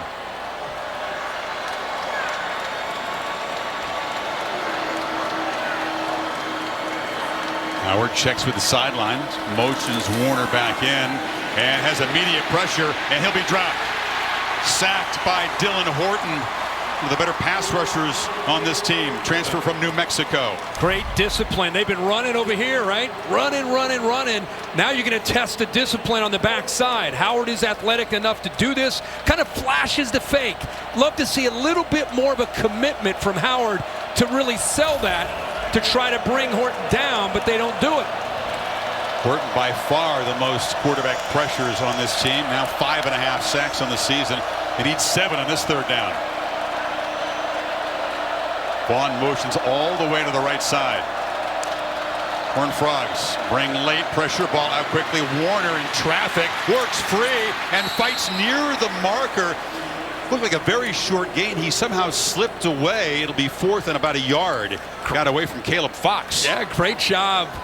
Some nifty moves there by Cade Warner. It's what has to happen with Malik Knowles down. You got to get behind those linemen. In this case, he's got to make some people miss and gives them a real chance here with that effort on 4th down and short. Lyman keeps the offense out there. 6 offensive linemen. Christian Moore is the fullback in front of Deuce Vaughn. Vaughn, heavy traffic, not going to get there. The Frogs clog the middle and get a crucial stop. That was Caleb Fox and company. Shad Banks in there as well. Well, Hodge getting down in a hurry helps, but really let's start right here. Inside penetration allows the linebackers then to clean it up. Watch him be able to blow that up. And then you see the linebackers, because it's 4th and short, they do such a good job of attacking downhill. Jamoy Hodge right there, but give an assist to Dylan Horton with the penetration. That's the play that TCU needed by the defense to hopefully spark this offense. K-State has controlled the line of scrimmage and pressured Duggan. And that stop gives Duggan and this offense that's been struggling really good field position. Got 2 true freshman DBs in there for K-State trying to stop this receiving core. Duggan delivers a long throw. Johnston is left alone, and he's wide open. Ball's out on the ground, and K-State's made the recovery. Austin Moore recovers it. The first turnover of the game is a huge one. Snuffs out the threat. Boy, Kansas State right on cue with you saying they've got some freshmen. Brents, who comes back and strips it loose. He busts on coverage. Johnston, of all people, out in the flat all by himself. They're trying to catch up to him. And Brents ends up making another play to get that ball out and get the ball back to the Cats. Austin Moore just around the football. He's the top tackler on this defense. He's got a pick. And that's yet another Wildcat DB. The safety, Josh Hayes, is down being checked out by the athletic training staff. Chris, watch Brent's here. He's had such a great night. Johnston's across from him. Watch him for whatever reason. He's following the inside receiver. Nobody has Johnston. So it's a bust. Big gain for TCU. And then he comes back and knocks the ball loose. Johnston cannot believe it. And that is a potential game-changing moment as the Frogs were threatening to tie the game before half. Chance to check in with Kevin Nagandi. Chris, Capital One halftime report just minutes away. Booger, Dan, and Kevin here with you. What's working for Kansas State right now? I just love their physicality. Even though they got stopped on that 4th down, they're controlling the line of scrimmage, and I think that's why they're winning so far. Absolutely, and they're playing well. But TCU has been in this situation all year long. Yeah. Even though the pressure's on them, they've been in this situation. There's going to be no panic. They're ready to get going. TCU has 7 comeback wins this season. No one is better in the FBS. Much more coming up at the half. Back to you, Chris and Kirk. Exactly, Kevin. Guys, that has been the calling card. There'll be zero panic in the locker room, but Kansas State proven to be just as tough as most people expected in this game. Hayes up and walking around. Great to see him up. By the way, 70 KT. Leviston is back in. So we saw DeForge come in. Beebe moved to left tackle. Now you see 50 going back to the inside with Leviston back in this lineup. But a good job of holding up while he was out. We wondered. TCU rarely turns the ball over. Only the 9th giveaway this season. K-State's good at taking the ball away, and they have the first turnover as Vaughn gets ahead for 4. Does he remind you of Darren Sproles? I mean, Darren Sproles in the NFL got really strong and physical, but in college, you know, both right around the same body shape. Sproles was such a great player. You go back to his days at Kansas State. Johnson hugging that football. Hold on to that ball. Yeah, I mean, we talked, Holly mentioned what an instrumental force Sproles was in inspiring and motivating Vaughn. Awesome. No hurry here. 3 timeouts for the Wildcats. 3:15 to work with.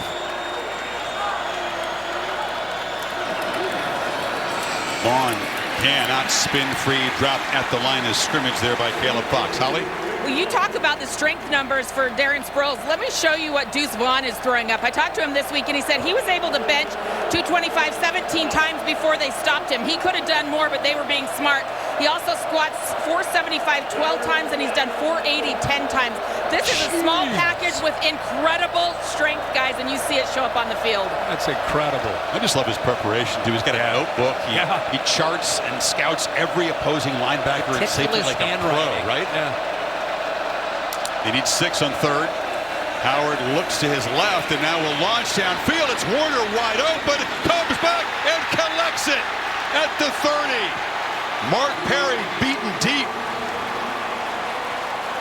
Well, the motion affected the communication on the back end of this defense. Look how Warner puts that left hand up. Nobody has it. Nobody in the back end. Mark Perry lost him because of the motion, unsure to take him. What an effort by Warner. They may take a peek at this. Ball is underthrown. Heck of an adjustment. He's in the air, gets the left hand to secure it.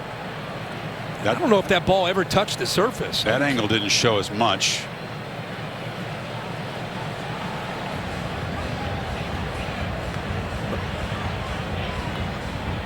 That angle does show the tip of the football appear to touch the ground. Did he have should be a total good one right control? Here. This is your shot right here. I don't know. Did it touch? What, Bill's waving it off. He's got his arms out here clearing it. This is the key moment right here. Warner doesn't have firm control of the ball yet, and it hits the ground right there. Right there. And TCU fans are confident they're seeing the exact same shot that we saw on the biggest screen in the world overhead here at AT&T. This is a massive review. Replay's already played a big role in this first half. Instead of first down to the 30, it would be 4th and 6, and TCU would get the football back with 2:17 to work with. Busting coverage, underthrown ball. Got it out a little late. Warner adjusts so well back to it. Made a heck of an effort just to be able to secure it. But you can see in the replay that the ball did hit the surface. Yeah, we'll see an incomplete pass come out of this. It was a heck of an effort. It really was. I really thought he had the ball at first. Yeah. But that ball's loose. It's touching the ground. Do you ever hate to wave one off when the guy makes a heck of an effort? Or is it just all about the theory is if you got a ball that's near the ground, the philosophy is if you haven't seen it touch the ground, you leave it alone for a catch. The official on the outside can't see through him, so he can't see the ball. Yeah. Are you asking if the officials are sentimental? Right now, he's got his headphones on. He's looking. He's like, boy, 85, what an effort. But you know what? Yeah, it touched. You never think, great effort, maybe we'll give him a break. That never crosses your mind, right? Doesn't cross my mind, but boy, I feel bad for him now. They're right. Warner is craning his neck from the field. You got to look almost straight up to see the screen, but I think he knows that this catch is going to come off the board here. And it's going to be a punting situation for the Cats, who had a real chance, had that call stood up, to build this lead. After further review, it was an incomplete pass. It was 4th down from the 35.5-yard line. So we'll see if Max Duggan, strong Heisman contender, can get this offense going. After a very fast start, he was 6 for 7. Now 8 for 16 in the first half. Does have the short touchdown throw. But K-State's done a tremendous job of mixing things up. It's a confusing defense to face, isn't it? It is. Remember, they busted on that last play. They caught a break with the effort there by Brents to knock it loose. And you mentioned they got a couple young players out there, so long way to go, as we know with TCU. Barber. No fair catch, and he's hit immediately at the 20-yard line. Some good coverage, and Duggan will take over right there. Sunday NFL Countdown tomorrow morning 9 o'clock Eastern Time. Get you ready for the games. Justin Jefferson will be featured there on Monday night. To the NFC South, Saints and the Buccaneers. Manning cast is on ESPN2.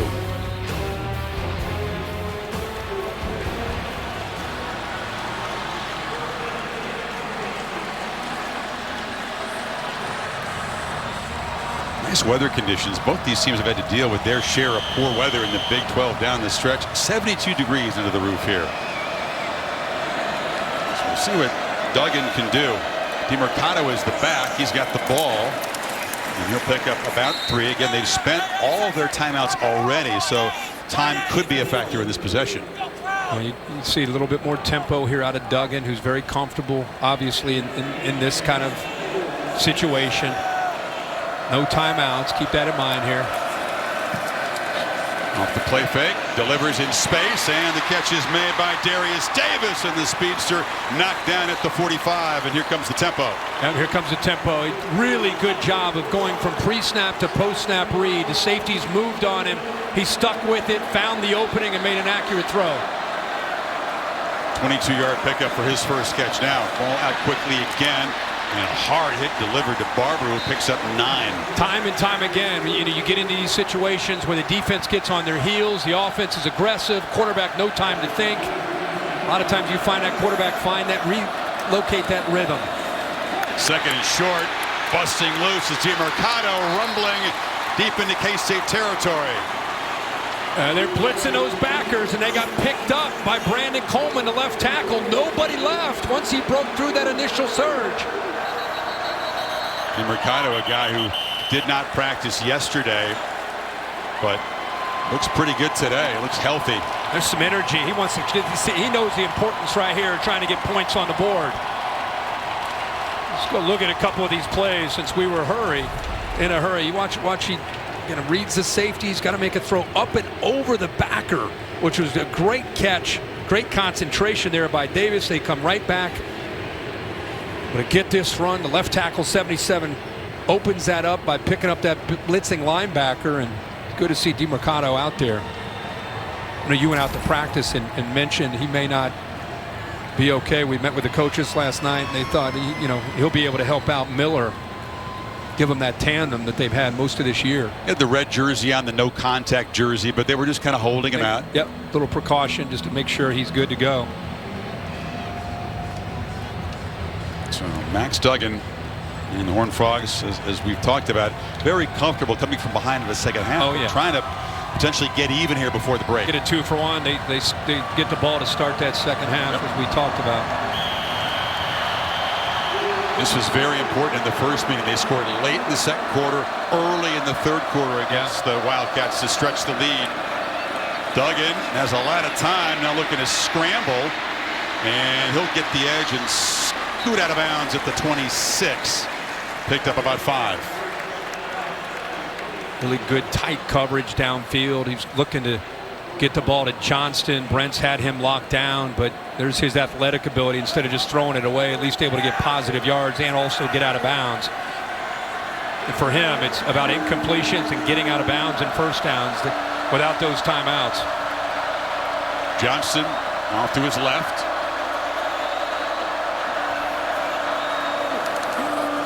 Duggan across the middle. And clock will move here on it. Pitch by Wiley had no timeout, so that short gain will make it 3rd and about 3.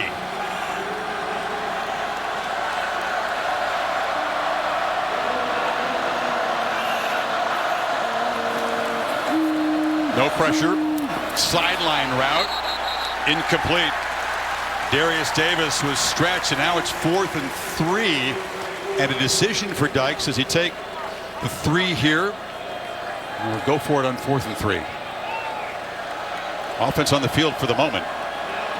Well, I think because now they're going to take the points. Waited, thought about it. Knows still 30 minutes to go in this game with a team that's come back 5 different times, trailing in the second half. Playing for the long haul here and trying to get the 3 points. And the play clock winding down. Markell from 42, missed earlier from 55, and drills this one straight through. So TCU able to trim the lead to 4 before halftime, and as you said, they'll put the offense back on the field to start the third quarter. It's what we expected. Tough, physical, very competitive, close game. Both teams having to use that next man up mentality, especially the Wildcats, who are really gutting it out on defense here. How about how the game started? It looked like TCU, I think we even said maybe they're on arrow at a break. Man, they're coming out with a chip on their shoulder, anxious to show everybody that they are who they think they are, which is a legitimate top 3 team. And then Kansas State kind of just settled into this game, made some great adjustments, and started to take control. But if you haven't seen TCU all year, you know they are a second half team. They have a lot of confidence with those 5 comebacks when they've been trailing. Yeah, that's the MO. Duggan is very calm. He's very clutch. The team has tremendous confidence in him, and so does his head coach.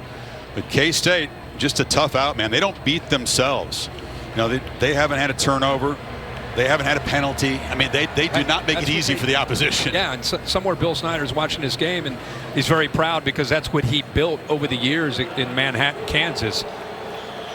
And, you know, the fact they played each other once makes, I think, an interesting next 30 minutes to see who wins the championship. Dykes wondered if that would give extra determination for his opponents. Almost tough to beat a solid team twice. Campus of TCU, 18-20 miles away up there in Fort Worth. Goodyear providing the aerial coverage. Road tested and game ready. Are you ready for the road? Goodyear, more driven. Malik Knowles is such a loss for this offense. Not only their go-to guy and their alpha and their big playability on the perimeter. Cade Warner is more than capable, but when they go 3 receivers, they put Cade in the inside and have Knowles and Brooks on the outside. Now it's a different feel without number 4 out there. Howard not looking to sit in the lead here. He's going to take off and scramble. Wildcats got a couple of timeouts. Should place an even higher importance on the contributions of Deuce Vaughn as a runner and a receiver in the second half. Yeah, now obviously running the ball, and they do throw it to him, but I think you may see some adjustments once they have time to be able to look at things at halftime, get him either motioned out of the backfield into that slot or even line up out there just to help out potentially being a receiver because of how dangerous he is after the catch. See if Howard's going to take a shot. Now he's got to elude pressure and he'll be sacked. Dylan Horton after him again, and that should do it for the first half. We got a good one. TCU trying to maintain that perfect record. As you said, stamped themselves as the 3 seed in this college football playoff at worst. But the Purple Cats of Manhattan, tough customers. And they lead 14-10 at halftime here in Arlington. Coming up, the Capital One halftime report. Kevin Negandhi, Booger McFarland, and Dan Mullen right after these messages. Championship Saturday.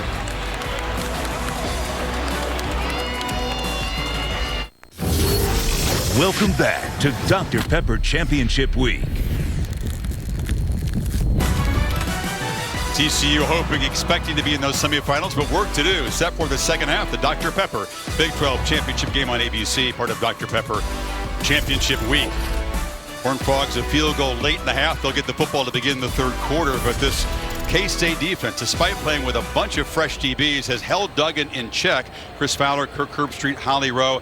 How do you get your Heisman candidate going, Kirk? He's just 1 of 6 throwing on third down. I think we'll see a little bit more tempo. You know, I felt like at the end of the half in that 2-minute drill, it put TCU in an aggressive mindset. Duggan is very comfortable with that. Kansas State was, remember they called that timeout just to kind of regroup, so I wouldn't be surprised to see a little bit more tempo out of them. And then the other thing is, I just feel like the first half was more of a feeling out. It was like both teams, like in a boxing match, were just like, okay, let's wait for the late rounds to really win this fight. And now the stage is set here in these last 30 minutes with the championship on the line. Zentner's boot deep into the end zone. Davis going to bring it out again. Darius Davis, a lot of belief in himself, but that's great coverage. And the tackle is made inside the 20-yard line there by Dylan Bequeath. is our Dr. Pepper Spotlight, one of the edge matchups here. Yeah, Johnston against Brents. Great length. We talked about this early. Johnston's able to make a play. Brents has held his own. He's been out there one-on-one. Here he busts in coverage. TCU looks like they got a chance to make a big play. Johnston's down the sideline, and Brents, after the bust, comes back and knocks the ball loose. Kansas State recovers. So it's been that kind of matchup, and you just have that feeling that that matchup will continue and ultimately could decide who ends up winning this game. Can they get Kendre Miller loose? TCU's MO coming from behind. They would laugh at this 4-point deficit. No big deal, says Max Duggan. He knew it was going to be tough, but he said, we like it tough. It's almost like it's part of their game plan. Okay, we'll be down at halftime, and now we go. Miller had a 21-yarder in the first half. Also had a 14-yard gain, but only 10 yards on his other 7 carries. They've contained him. Yeah, and it does look like you'll see a little bit of tempo here, but how much do you think Chris Kleiman's been challenging his team on? They're a second-half team. Hey, guys, have you heard that they're a second-half team? Have you heard they have 5 comebacks in the second half? Really making sure this team understands to play a full 60. I saw it firsthand in Fort Worth. Yep. 28-zip TCU after trailing 28-10. But a different kind of game, far fewer explosive plays. Duggan looking to create one here, launches it downfield, and again, no chance for Davis to make a play. A lot of these deep shots have been overthrown by both quarterbacks. Hayes was in coverage. Walking those linebackers up, trying to create one-on-one for the pass protection. Almost able to get there with Brendan Mott. Good coverage downfield that time by Josh Hayes. Talked about the struggles on 3rd down. It's tough against this defense when you need 9.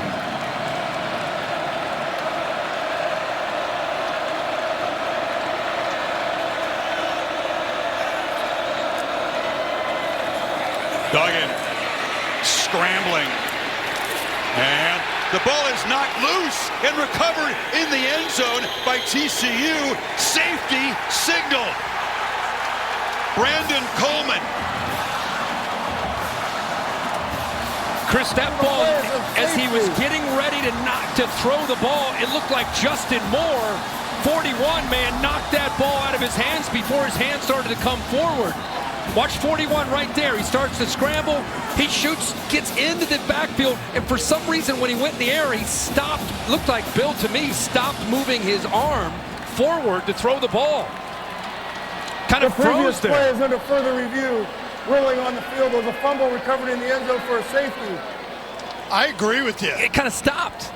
I don't know why, but it yeah, it must have been coverage or whatever it was, but something made him go from looking like he was about to release the ball to just holding it. Will Brad Van Vark, the replay official, Bill, think about the quarterback's intent on the play there? No, intent won't matter. Did the hands start forward with control?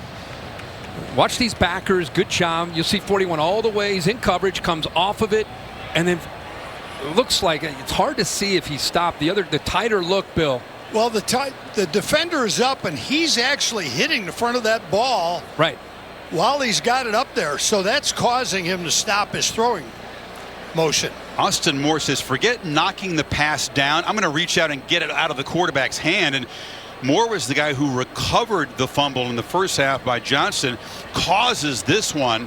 That ball's out for his hand, to me, before the hand's coming forward. I think the officials on the field, the referee has a correct call that it was a fumble. It's in the end zone. It's a safety. So this is going to be not officially a takeaway, but a fumble recovery for a safety. But this Kansas State defense has been the story of this football game so far. And how fitting it would be if Justin Moore ends up, this play holds up. He's had such a big year for the Cats defense. Nasty gash, by the way, in the right forearm of Duggan. It's tough for these guys who were considered Heisman finalists. I mean, Caleb Williams bleeding and limping at the end of the night. Duggan, many believed the door would be open for him, if not to win it, but certainly to get to New York as a finalist. And now he's struggling and bleeding out there. Right. Well, by the way, he looked left. Duggan looked left at the beginning of that play and had a switch release, and Kansas State immediately adjusted the coverage, and that's why he had to start to scramble. It was really good coverage and communication on the back end of that defense. The key thing for replay here, if the hand is moving forward, even with the ball in it, then it could be considered a forward pass. After further pass. review, the passer's hand was going forward. Therefore, it's an incomplete pass. Wow. It'll be 4th down. So, Bill, you're on it. That was a tough decision. I think you're right. Duggan intended to hold on to the ball, but just maybe slightly moving forward. I guess. I mean, they must have seen enough in the replay, but to me, I thought Moore got his hands on that ball before his hand and arm could come forward. So still a 4-point game. 3rd 3-and-out for the Horned Frog offense, and Sandy will try to get a boot out and not allow the Wildcats to have good field position, and the Aussie does boot it deep. Brooks retreats and makes a fair catch. Had some space, but fair caught at the 36. Holly, what do you have? Well, Coach Kleiman updated a couple of injuries for Kansas State. Malik Knowles is not able to return, nor is their cornerback, Boydo. So that is a big blow. But he said, we're doing a good job getting some explosives, but there's some that we missed. We think we can get behind that defense. We have to do a better job doing it.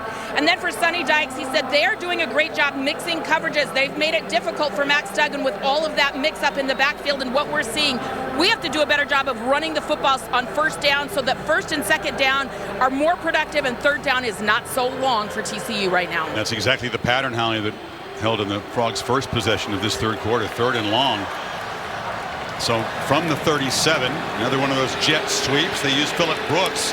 He's filling in for a man who normally does that job well, Knowles. The show must go on, right? I mean, that's part of the plan. It's what they had some success with, some big plays with Malik Knowles, and now that he's out, right behind that upright, there he is right there.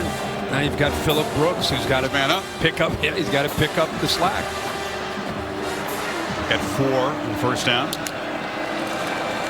Fake it to Vaughn. Howard delivers a long throw. Warner comes back to make the catch and stretches for a 1st down in midfield.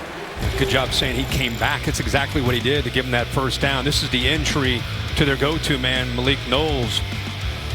And he rolled up on that and just unable to come back. He could tell right away that he had to check out, and he very frustrated. The emotions pretty clear. He wants to be out there with his team, trying to win this championship. He's playing in his backyard, trying to put on a smile here. Had a 40-yard catch and a 40-yard run in the 1st half. Play action on 1st down. Howard looks down the seam and finds Sinnott. And that tight end who scored the touchdown earlier, rumbling into Horned Frogs territory. Well, 25. Chris, they showed Chet sweep look again with Vaughn. Watch the backers' reaction. Sinnott's able to sneak out of there right behind them. Nice seam route. Good job of affecting the eyes with that same look, this time with Deuce Vaughn. Got 26, and now the Cats crank some tempo. Howard looking to throw again on 1st down. Launches to the end zone. Jump ball touchdown. R.J. Garcia with his first touchdown of the season. Filling in for their fallen star, and the Cats are stretching the lead.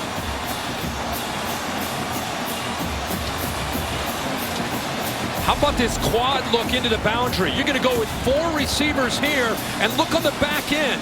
Look how we got 4, coach. We got 4 receivers into the boundary. What do we do here? Not quite on the same page. Great route to the inside by R.J. Garcia. Great job of putting that formation in to create the confusion and the hesitation. On the field is a touchdown. After the play was over, unsportsmanlike conduct, defense number 26. That penalty will be enforced on the kickoff. That is number 26's first unsportsmanlike foul of the game. So Bud Clark flagged, but you saw the wrinkle, that diamond formation there. Yeah. And R.J. Garcia, redshirt freshman at Land O'Lakes, Florida, just his 6th catch of the season, the first tug. Yeah, great job. And again, you need people to step up. This time it's R.J. Garcia. Bud Clark took a swing.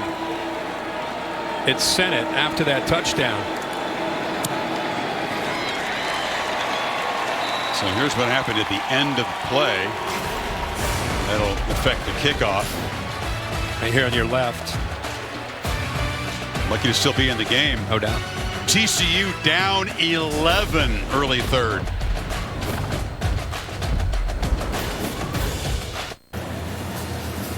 I love to see this. R.J. Garcia, look at these players fired up, and there's Malik Knowles. Malik Knowles is out of this game. Somebody's got to step up. R.J. Garcia takes advantage of it. See the coaches coming over to talk to him. It's a guy that just made his 6th catch of the season as a redshirt freshman. Your star receiver goes down and Knowles. Others have to step up. It's great to see number 3 get his chance and take advantage of it. Along the ground here to keep it away from Davis. Picked up and run back to the 33-yard line there. It's V Week at ESPN. We partner with the V Foundation to highlight the urgent need for cancer research. This is game-changing research that helps save lives. Join the fight at v.org/donate. Talked about the deficits that TCU has overcome. But now it's double digits, and they're facing an opponent that's feeling it, both offensively and defensively. Safety taken off the board, Kirk, by the replay, but then they go 62 yards in 4 plays, about a minute and a half. 2-back look. And ball handed off inside. It's Miller. He has not been able to bust loose today. The Cats have been focused on stopping number 33. They're doing a good job of setting the edge. That time Khalid Duke, good job, 29, getting to the outside. These linebackers are getting downhill in a hurry. At some point, you know, whether it's Johnston or Barber, Davis, your playmakers at receiver and Max Duggan are going to have to emerge and make plays. And they run it on 2nd and 7. And it's going to be another one of those 3rd and longs as Daniel Green drags Miller down. Yeah, just tough to get outside. And they keep falling into the same trap, needing 7 to convert this to avoid giving the football right back to the Wildcats. His defense is flying around with some confidence right now, Chris. Mercado is the back. Duggan facing some pressure. He'll be sacked. And Duke Azoma came around the edge, and the top sack man in this conference knocks him down, and the Cats get off the field again. Well, because of pressure, inside pressure, you get one-on-one off the edge. And how many times have you seen that this year? The confidence that he plays with, the ability to win with the bend and the quickness. And when you get into an obvious passing situation, these 3rd and longs, that's when you turn your pass rushers loose. Felix the Wildcat and Adike Uzoma, the Big 12 Defensive Player of the Year, makes a big play. First sack of Duggan. And the punt is now muffed. A scramble for it. TCU's got it. Oh, my goodness. Just when the Cats seem to have everything going their way, the punt is muffed. And Battle has come up with it. The backup running back downfield to collect it. This is unlike Kansas State. Brooks, ball on the ground. It's a free ball. A lot of black jerseys there, and it is 17 who pounces on top of it. The break that TCU needs to try to regain some momentum. We've talked about how K-State for decades has been sound. They don't make mistakes like that to beat themselves. They have handed Duggan the ball at the 30 and potentially hand a momentum to TCU. They get the ball at the 30-yard line, like you said. Now they've been going to that running game. Got to work the perimeter.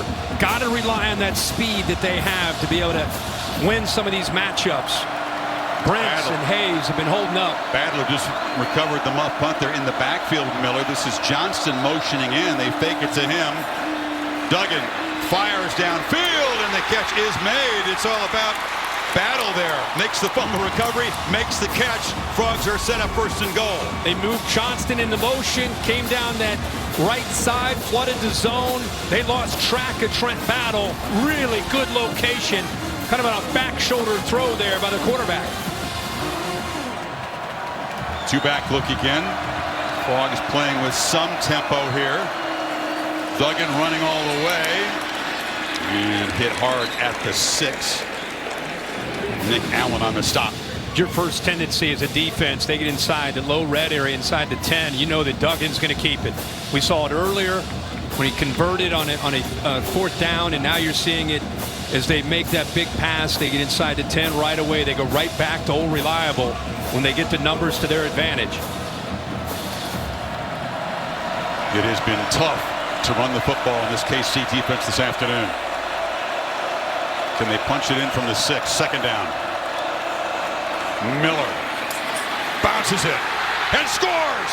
And TCU with the takeaway and the touchdown slices into this lead.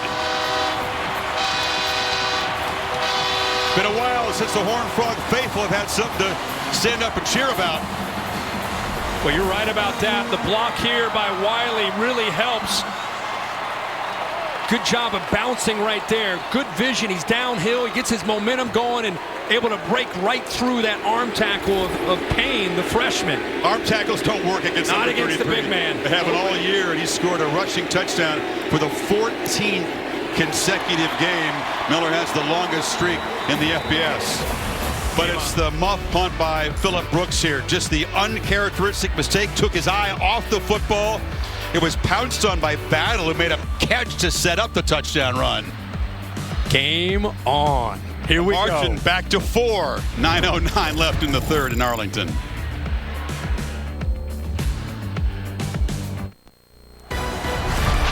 The Dr. Pepper Big 12 Championship on ABC is brought to you by delicious ice-cold Dr. Pepper, the one fans deserve. What a finish last year. Sean McDonough with the appropriately excited call as Baylor stops the Pokes a yard away to hold on to win the conference title by 5 points. Unbelievable game.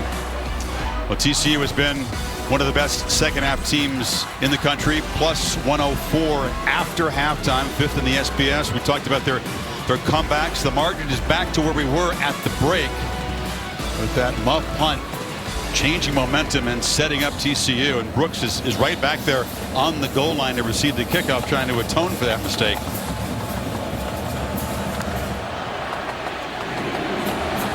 And kick it away from him over to the 3. And running it back to the 30-yard line is Seth Porter.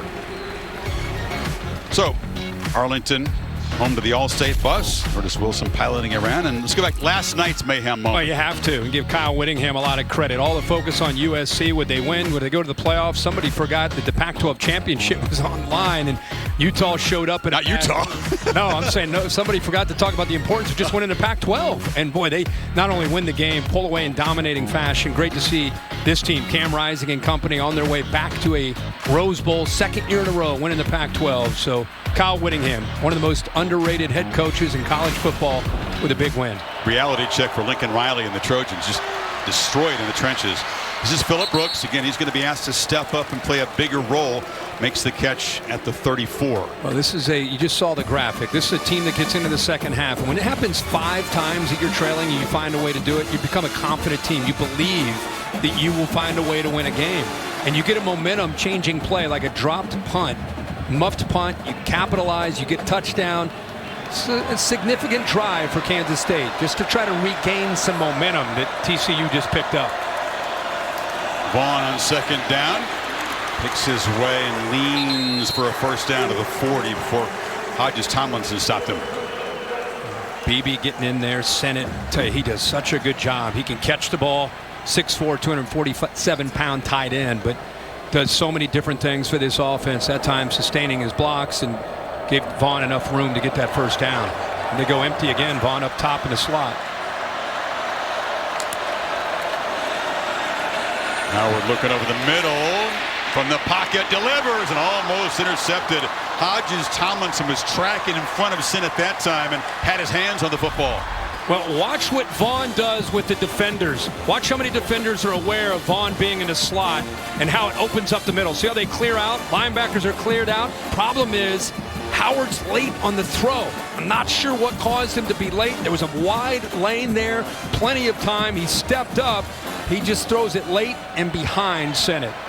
LT's nephew is one of 3 Thorpe Award finalists to the top DB in the country. On 2nd and 10, Deuce on the delay, and he's hit hard. They are focused in on 22. Jamal Hodge got there in a hurry, and it's 3rd and long.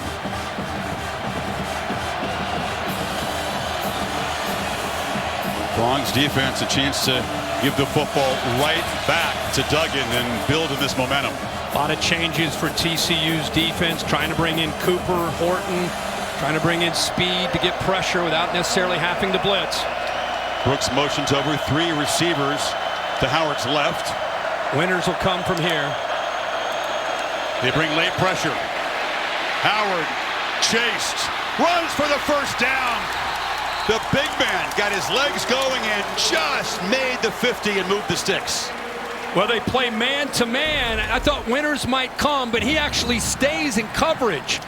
When he stays in coverage with Vaughn, now there's nobody on the edge. Now he's able to get around, and look at the defense there. By the time they realized it to adjust, he's already got the first.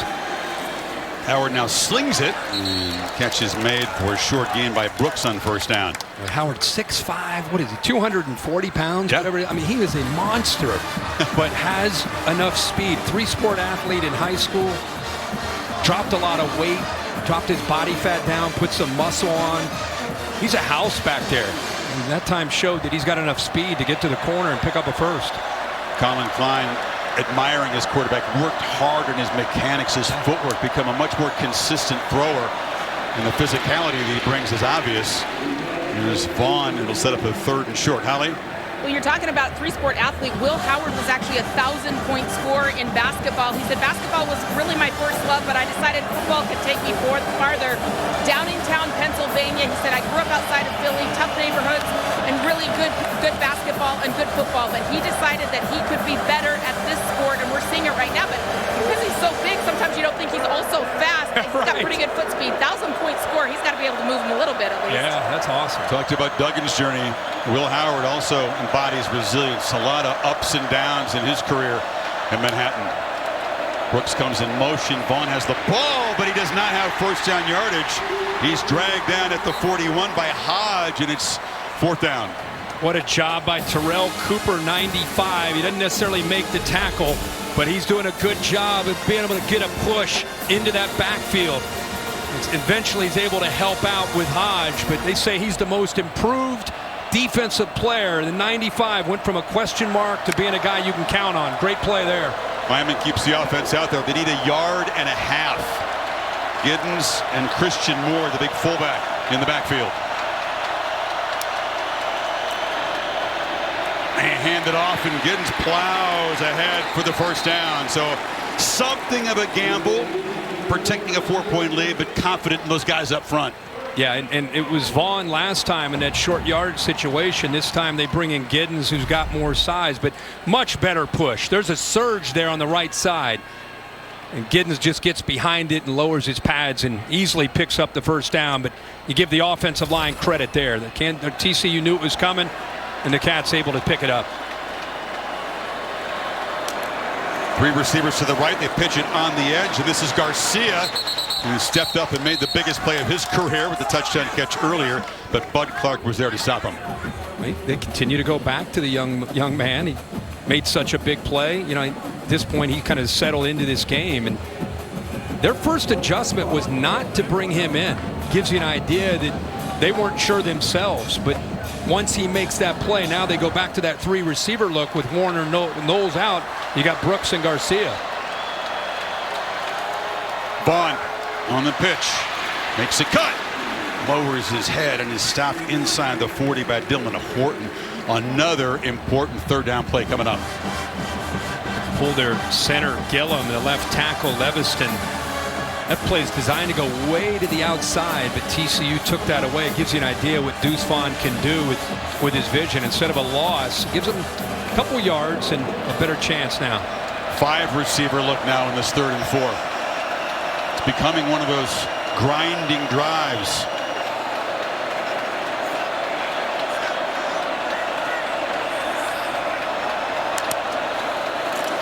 Pressure. Howard. He'll be sacked back at the 46. D. Winters came in the blitz. There was nobody there to block him. That's the risk of the hefty backfield, huh? Well, they slide the line to the offensive. The offense is right because the threat of the blitz from right here. So the line goes out this way. The problem is there's nobody to pick up the side, the edge of that left side of that offensive line, and that's great closing speed there. Can't believe Howard somehow held on to the ball. D. Winters been one of their best pass rushers all year and gets home there at a critical time in this game. So they took more than 6 minutes off the clock. They ran 12 plays, but couldn't add to the lead. Zentner just kicks the point of the football. the coverage team. Tremendous teamwork. Did they keep it out of the end zone? The officials are going to talk about it. Now they're signaling touchback. The ball just has to break the plane. Let's see if it does here. It's Garcia down there doing everything he can. But it looks like the Dr. Pepper pylon cam is going to show that ball did come across the line there. Forget the feet. It's where the ball is. And it looks like it did break the plane. Yeah. Horned Frogs will take over. Still down 4.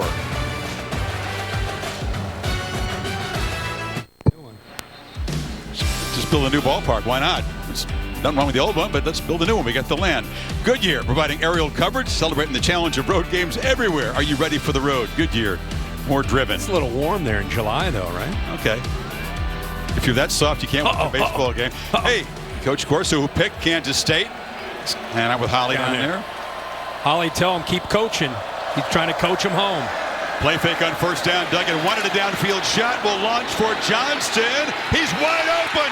Quentin Johnston collects it and is tackled at the 29 by Josh Hayes. He's been involved a lot, good and bad, today for the Horned Frogs. Well, that, again, there's the matchup that we wanted to see. One-on-one, and Brents this time gets lost. What a severe hit on Duggan as he releases the ball. They had a blitz called, and 22 Daniel Green unloads on Duggan right there. But look at his focus. He took a shot, but he wanted to see to make sure his guy Johnston made the play. And of course, they get the big pass play here. It was 51 yards. You see bleeding from the knee. He was bleeding from the arm earlier. It's going to take more than that to knock him out of the game. Kendra Miller barrels forward. Johnston, a couple of big plays to go along with the fumble in the first half. And off to the right is that matchup, 6'4" against 6'4". But this time, Julius Brents, really for the first time we've seen him out there downfield, just gets lost there in coverage. Great adjustment by Johnston on the football. Not sure why he lost focus on Johnston. He just left him. Yeah, completely 30 yards downfield. It's DeMarcado. They fake it to him across the middle. The slant is broken up beautifully. It is Jacob Parrish, the true freshman, stepping up. Next man up mentality, makes the play. Yeah, they run an RPO that creates that one-on-one matchup. And you're right, Parrish, a young guy, but he's looking at these linebackers. Look at the safeties coming down. He's got what he wants. Throws it a bit behind instead of out in front of his receiver. Came in with 2 safeties down. We saw the corner Boyd Doe go down. Here comes Parrish. VJ Payne's out there playing. We've seen Keenan Garber. Dudes pressed into duty against this talented offense. 3rd and 7. Here comes pressure. Duggan off his back foot, lops it for Johnston in the end zone. Jump ball flag. Pass interference on Brents, who's having a tough time with the rangy receiver. And that took place in the end zone. Will set up TCU on the doorstep. Great call by Garrett Riley. Goes back to that similar look when they made the pass. Look, he's got 2 receivers. He knows with the safety to the inside. He's got one-on-one to the outside. Why not go to your guy? Put it up in the air where he has a chance. And Brents, again, he's beaten on the play, loses, never sees the ball, so is forced to grab Johnston and bring him down. Pass interference. Defense number 23. 15-yard penalty. Automatic first down. It's their first penalty of the afternoon. Perhaps saved the touchdown. But Brents is starting to be picked on here.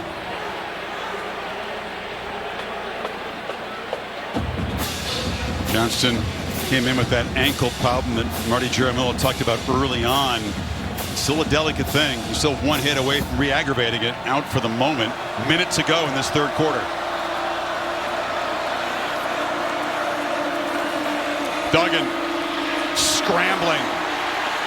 And he'll be dragged down behind the line at the 12-yard line. That was true freshman Jake Clifton making a play. Well, they are young, right? You got players that got to make plays. Good coverage right here. Here he is in coverage, so comes off of it. Now the closing speed. Make sure he is down. Duggan thought he never touched the surface. He thought he just came down on top of the backer Clifton. Play is dead when they blow the whistle. And Duggan, it's been a demanding drive for him, drilled after he made the throw for the big play. Tackled in that run. DeMercado works his way, but it's going to be another 3rd and long. Let's see if he did, in fact, Duggan came touch the ground. Yeah, his backside. Yeah. Sold it pretty good. So, TCU, perfect season on the line. Big 12 championship on the line. The final quarter in Arlington coming up. 4-point Kansas State lead. Back after this message and a word from your local ABC station.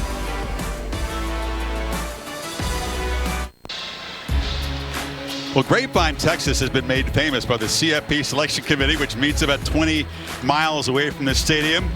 And they are looking into the beginning of Championship Saturday here. Of course, the exclusive reveal of the final bracket and all the New Year's Six Bowl games tomorrow noon Eastern time. Available on the ESPN app as well. Is TCU in even if they don't win? That is the question of the moment. 3rd and 7. Another 3rd and long for this offense. Only converted one of these today. Duggan under pressure immediately launches for the end zone. Intercepted. The pressure forced a terrible decision, and Julius Brents, who's had a rough quarter, makes the pick. How fitting. We keep previewing and talking about this matchup. I'm going to tell you what happens is you get pressure here, and that affects the matchup out here. Duggan senses and feels that blitz. Nobody picks it up, so he's falling away as he throws it. When you fall away as a quarterback, unless you're Josh Allen, it's going to affect your accuracy.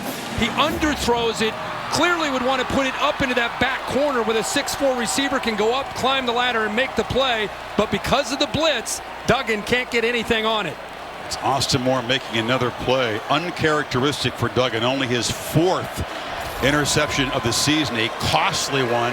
And the Cats back to work in the 4th quarter, protecting a 4-point lead. It's Vaughn fighting hard for a 1.5 yards. You know, the pressure of the moment. You think of Duggan as being so poised and so calm and confident in these moments, but he definitely pressed that time. He did, and you know, that blitz from Moore, that's a play that should not get overlooked because it's a great job. That matchup is fun to watch. Brents against Johnston. Johnston's won his share. Brents early was making plays. This time he takes advantage of that poorly thrown ball, but again, that linebacker blitz caused that. 3rd big play Austin Moore has made today. And 2nd and 8, the Cats figure to use as much of the play clock as they can. Howard delivers a long throw, and that's Phillip Brooks stepping up, making a catch, moving the 6 across the 35. Got to win one-on-one. You got to get separation, and Brooks is able to do that. And how about the throw by Will Howard? He's been late on some throws. He's put the ball behind some receivers. This one, perfectly thrown out in front, where Brooks is rewarded for that route with a nice job of getting the 1st down. Duggan disappointed with himself, hoping he'll get a chance to engineer another late comeback. But can the Cats stretch the lead here in this possession? Vaughn makes a cut and is wrestled down. A solid 1st down gain. Banks got him, but he picked up about 7. This play is designed, right? Outside zone. They want to get this ball out here.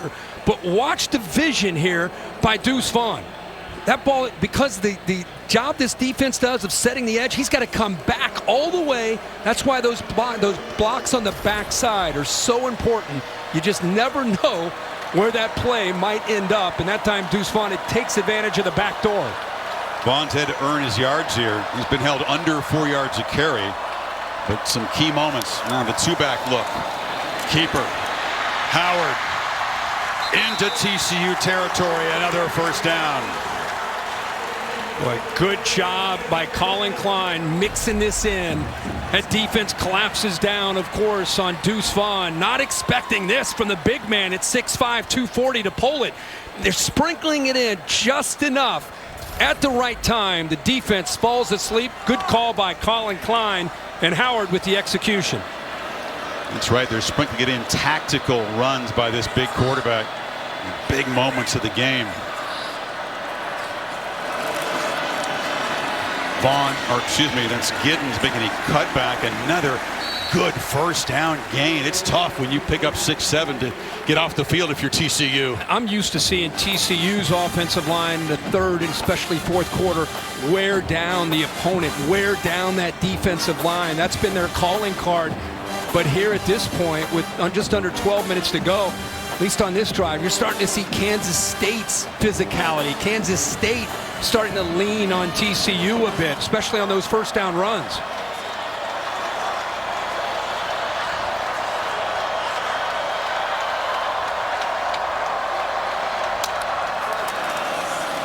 Vaughn gets the edge. Deuce Vaughn in the clear. Can he make a man miss? And it's easy. Touchdown, Kansas State. And the Cats get closer to the conference championship. 44 yards as they cash in on the takeaway. Unfair in space. Yeah, Chris, watch the motion. Watch the corner go, and watch this play designed to go to the right. Bang, there's another example of how you never know where it might go with Deuce Vaughn. Great job of feeling that play designed to go to your right, gets it back to the left, using that motion, takes the corner away, and the linebackers just could not catch up to Deuce. And Mark Perry, the safety out there thinking, uh-oh, it was a mismatch. Yeah. In the open field. Yep. And how about that? The interception in the end zone by Brents, and then 80-yard, 6-play drive did it in less than 3.5 minutes, and Colin Klein is doing things without his top receiver, finding a way to get 22 involved. It's an 11-point margin. 11:27 to play.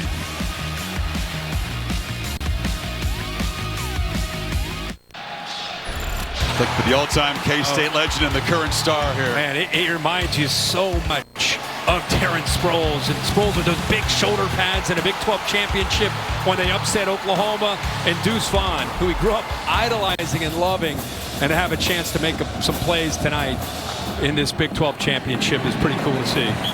Vaughn with that run over 100 yards. Holly? Well, guys, what an incredible full circle moment for Deuce Vaughn. Grew up idolizing Darren Sproles, inspired by him to keep going on this journey. And he said, whenever you get compared to a great player like that, it's something you definitely take to heart. To be compared to him is humbling. I'm honored to be in the same conversation or sentence with him, but more importantly, the inspiration that Sproles provided for him at a critical point in his life of, you can do this. And boy, was he ever right.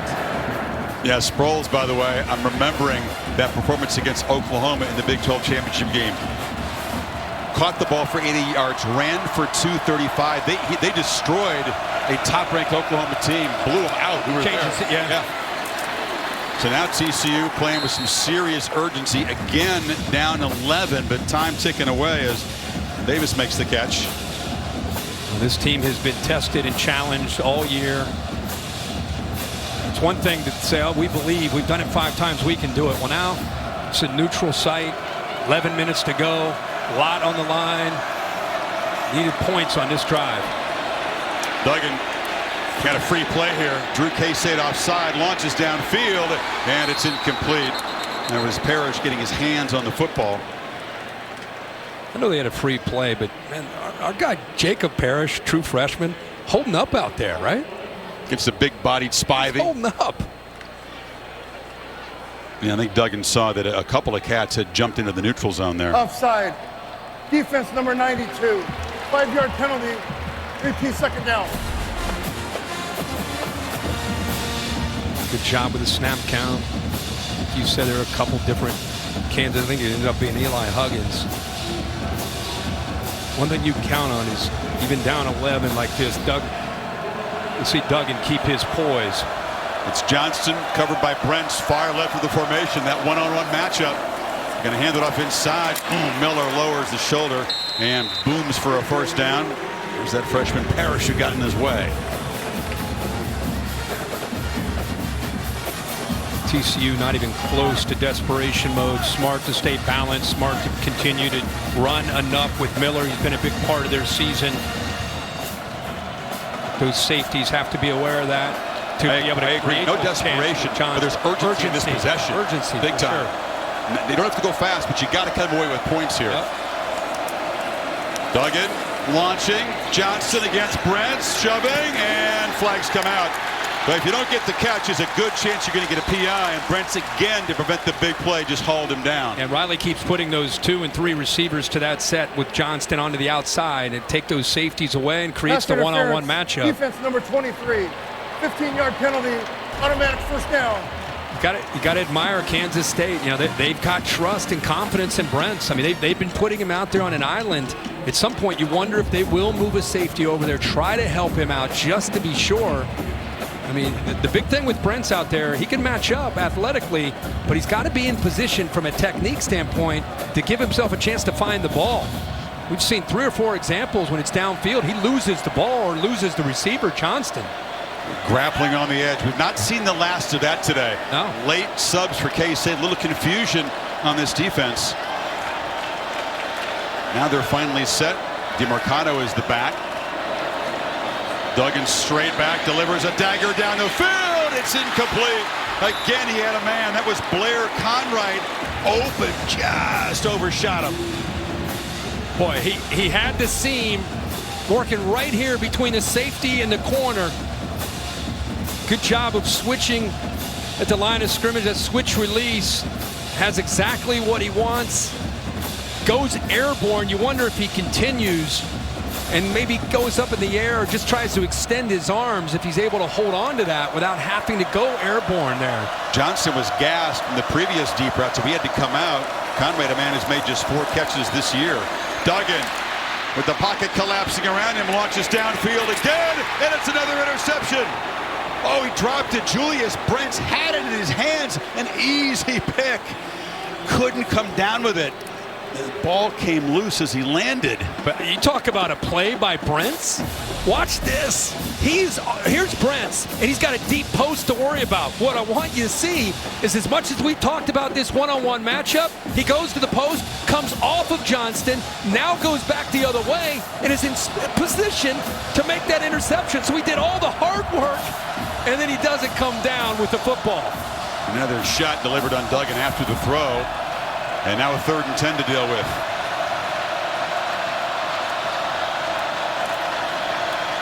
Across the middle.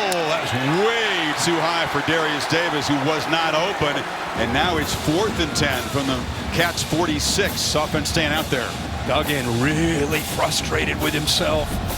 You know, I think it's just been one of those days. You know, Duggan always a consistent, accurate thrower. You know, that's anger and frustration with himself, not the receivers. Got to shake it off here.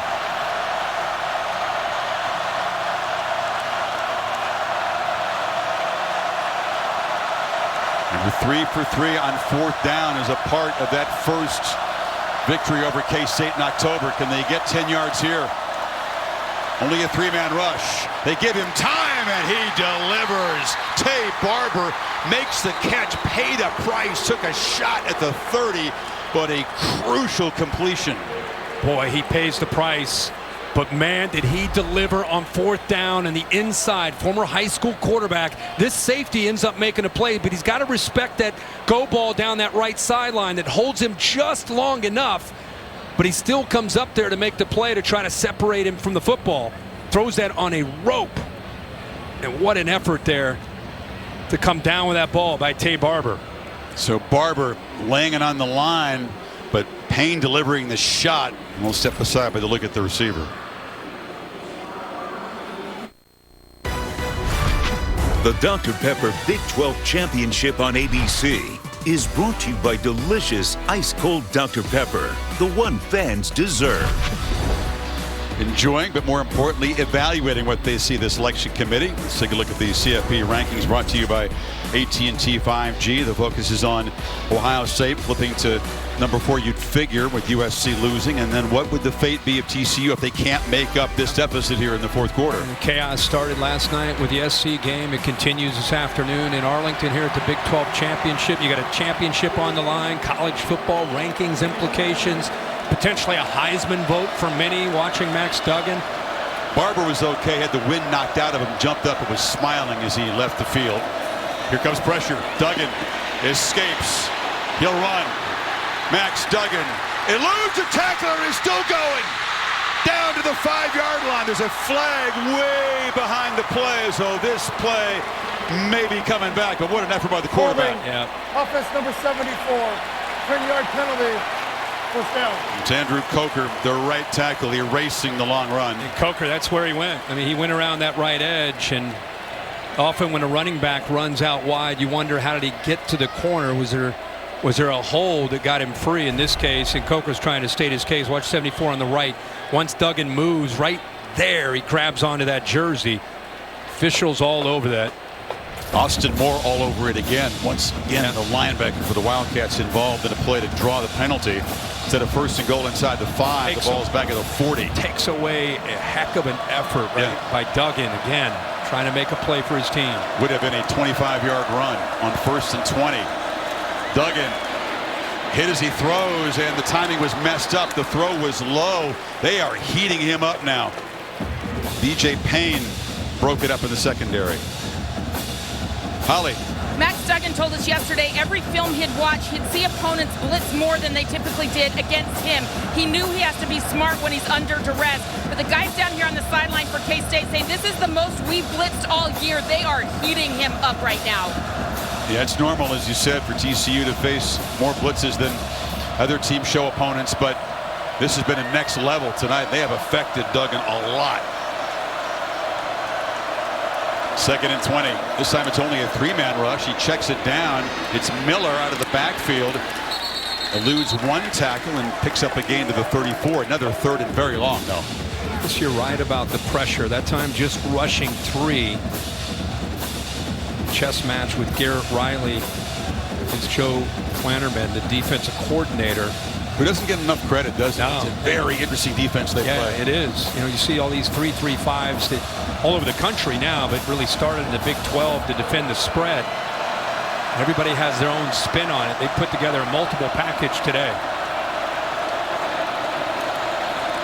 Duggan has time, delivers a high throw, catch made by Wiley, the tight end. It'll be 4th down. They'll need a few here. And he got pressured again. Just with the 3, Mott got the pressure there. This place got quiet. Now the fans know the importance of this game, and down 11. He's going to send the field goal kicker out. Interesting decision here. Wanting to make it a 1-possession game, but you don't expect that in the Big 12 Conference. Kell missed a really long one, then made it from 42. To make it an 8-point game, and it just slides inside that left upright. They take it 51 yards. It's a 1-possession game, but it's still an 8-point deficit for Dykes. Over on ESPN tonight, UFC from Orlando. Who do you like in the welterweight main event? Stephen Wonderboy Thompson, who's about 40 years old, against Kevin Holland. I'm probably going to go Kevin Holland. A young guy? Yeah. 7 o'clock. Come on the air. Main event at 10 o'clock on ESPN. They really like that thing there, huh? It's been a Hypno-Toad. You're not sold yet on it. No, I don't. I haven't spent a lot of time on it, so I don't know about it. I mean, I've heard about it a lot this year. Brooks hit the muff punt earlier. His kickoff return back to the 22.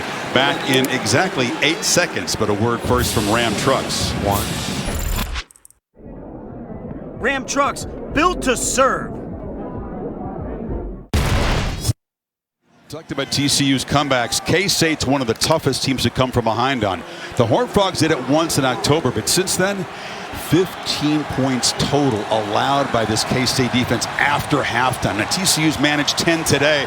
Got to get the football back here, though. And the last time Howard and the Cats had the ball, it was about their running game and winning up front to give Deuce Vaughn lanes to run in, and he hit the big one. Warner in motion. Vaughn's got it again, and they are just flying downhill. They swarm the talented tailback behind the line of scrimmage. Good job up front. Like you said, these guys are expecting run. Linebackers are shooting. D linemen slant and angle, trying to hit a lane there where they're able to get upfield. The big freshman Williams makes the play, but you can see those backers led by D Winters. They are getting downhill in a hurry. Now, what does Colin Klein do? Does he try to sneak the tight end out? Does he involve Brooks or maybe Vaughn as a receiver? Play action, throw the ball behind those backers. Throw it over the middle, and it's Brooks making the catch, and he's spun down right near the marker by Bud Clark. That's your first down. That's your answer. Watch the reaction of these backers because of Deuce Vaughn, and you got a pulling tackles pulling. Watch the linebacker. I mean, we talked about how they're getting downhill. Here's your answer. If he's going to move like that, it creates a great throwing lane. So good job not waiting to third down to make a pass call. This time they attack on second. Yep, and every first down they make, they get closer and closer to that Big 12 championship trophy. Vaughn spinning and grinding for about 6 on first down before Banks wrestled him down. I'm convinced they can't see him. Honestly, those linebackers, they can't find him. When he's delayed like that and he gets behind those 300-pound linemen, keep in mind he's 5'6", 175 pounds. Now he runs physically, but I think he gets behind there, and by the time he shoots around one of the corners, he's too quick and has too much momentum. Those backers lose it. No hurry. You see Howard check the sideline. They figure to milk as much of the play clock as they can every snap. They snap it at 7, and once again, Vaughn is swarmed behind the line. That was Mark Perry who came in, and it sets up a 3rd and long. That is an incredible play there by Mark Perry of taking on the block. You got 2 backs in the backfield, and watch him come up right here and deal with the block there by Giddens and get off of that block, keep that outside shoulder free, and then make that tackle for a loss. Big moment here. Can the Cats keep the drive going, keep working on that clock? They need 6 on 3rd down. TCU desperate to get the football back.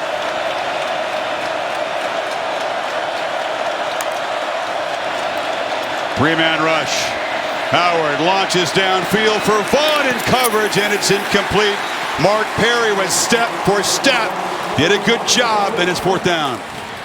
But they go to a 50-50 ball to a guy that doesn't have a huge catch radius, but he's got great hands. We just saw Perry in run support. Now the versatility. Can he stay with Deuce Vaughn downfield? Waits to see his eyes look up for the ball, but pretty much in phase there. That's the stop TCU needed. And Tay Barber back to receive the punt.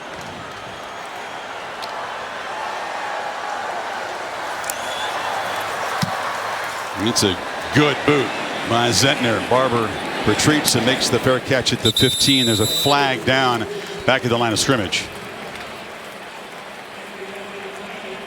There's 4th and 6, keep in mind.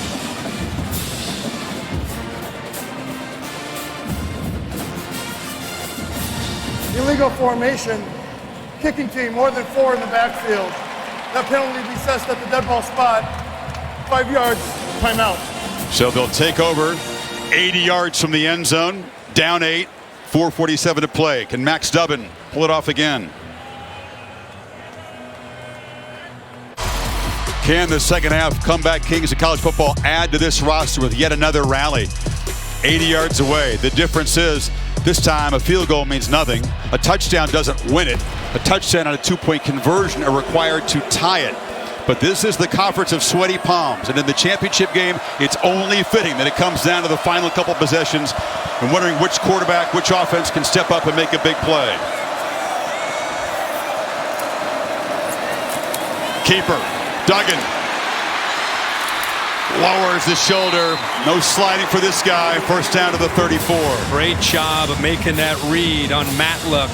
Matlack came around, collapsed down on Miller in the backfield, stayed at his mesh point, pulled it out. Got some really good yards there on that first down. Checks it down, threw it behind Miller, who reached back with one hand to make the catch, but Austin Moore, another crucial play, and they're behind the sticks. Yeah, he's just kind of checking that down because of the pass rush. And once again, Austin Moore comes out of nowhere. I think he at least thought he'd get some positive yards. Now they're way behind the sticks here. Lose 5 on the completion.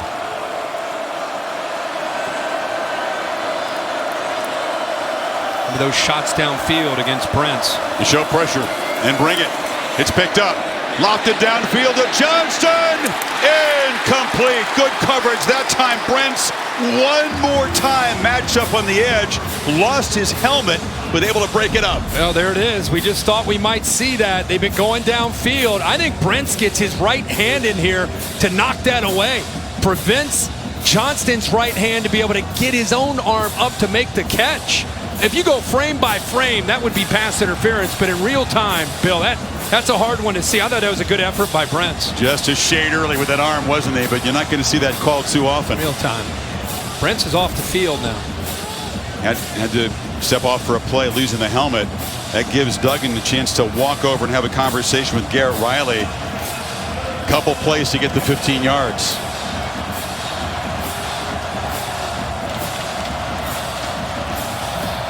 Johnston's off the field as well. Getting a breather. Three-man rush. Duggan flushed. Again, takes off and runs and weaves his way. That time he did slide. A good decision. It's 4th down and 2. You rush 3. You drop 8, and by the way, you got 4 really deep and 4 right about at the first down marker, so a lot of yards to pick up. Still playing pretty quick here. 2 yards to keep this drive alive. Duggan takes off again. 1st down and more. Max Duggan barreling down inside the 40. He has just said, give me the ball. I'm taking this over on the ground. Yeah, he did it on 3rd down. This time gets a couple good blocks on 4th down. Really just setting himself up for that down. Did not hesitate. Saw it right away. And like you said, Chris, as a guy who's led this team, he wants the ball in his hands with a chance to make a play. Pressure again. Launches downfield. Hudson, wide open, touchdown TCU. Did he push off to create the space? Is this coming back? It will. Yeah, he pushed off to get the separation. That's a true freshman in Hudson pushing off. Pass interference. Offense, number 7. 15-yard penalty. Repeat 1st down. We've got Omar Daniels. We've had a lot of injuries to this secondary. Daniels is out there one-on-one against Jordan Hudson. Doesn't have safety help. And there's the separation. And the good call there to bring it back. So that 15-yard penalty puts them way back in their own territory in 1st and 25. Duggan again took a shot after letting the ball go.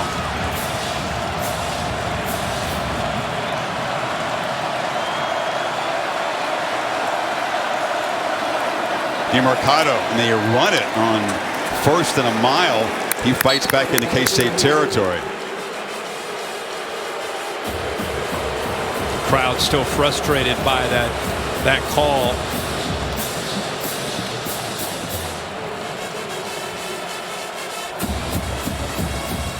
Johnston and Brents back both in the game at the top. Pressure again. It's picked up. Duggan, though, running out of time. He's got a lot of space. He can run again. Max Duggan, 1st down, tight ropes the sideline, and is finally shoved out of bounds. Max Duggan on the ground has been the story of this drive. No doubt about it. Chris, they've been rushing 3. This time they blitz. They play man-to-man. Look at the coverage. If you can get away from that blitz, there's nobody left, and that's what he does. Man-to-man coverage, outruns the defensive line, and then down the sideline. Nobody in that secondary realized he had taken off. Kirk, in this drive, Duggan has run for 15, 13, 19, and now 40 yards. 4 explosive runs, 1st and goal. They're all in on this possession, by the way.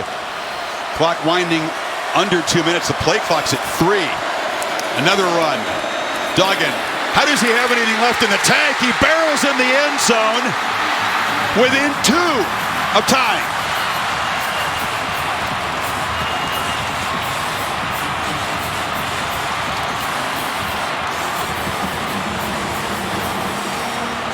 Unbelievable effort by the quarterback in that position. He's so gassed, they should spend a timeout before the 2-point conversion here. Just incredible effort by Max Duggan. The guy who has been there for this team with his arm and his legs all year steps up on that entire drive to set up this 2-point conversion. Did he get some air back in the lungs and gain 3 yards? K-State stopped 3 out of 4 for their 2-point conversions this year. Wide open, caught. We have a tie game. It's Jared Wiley.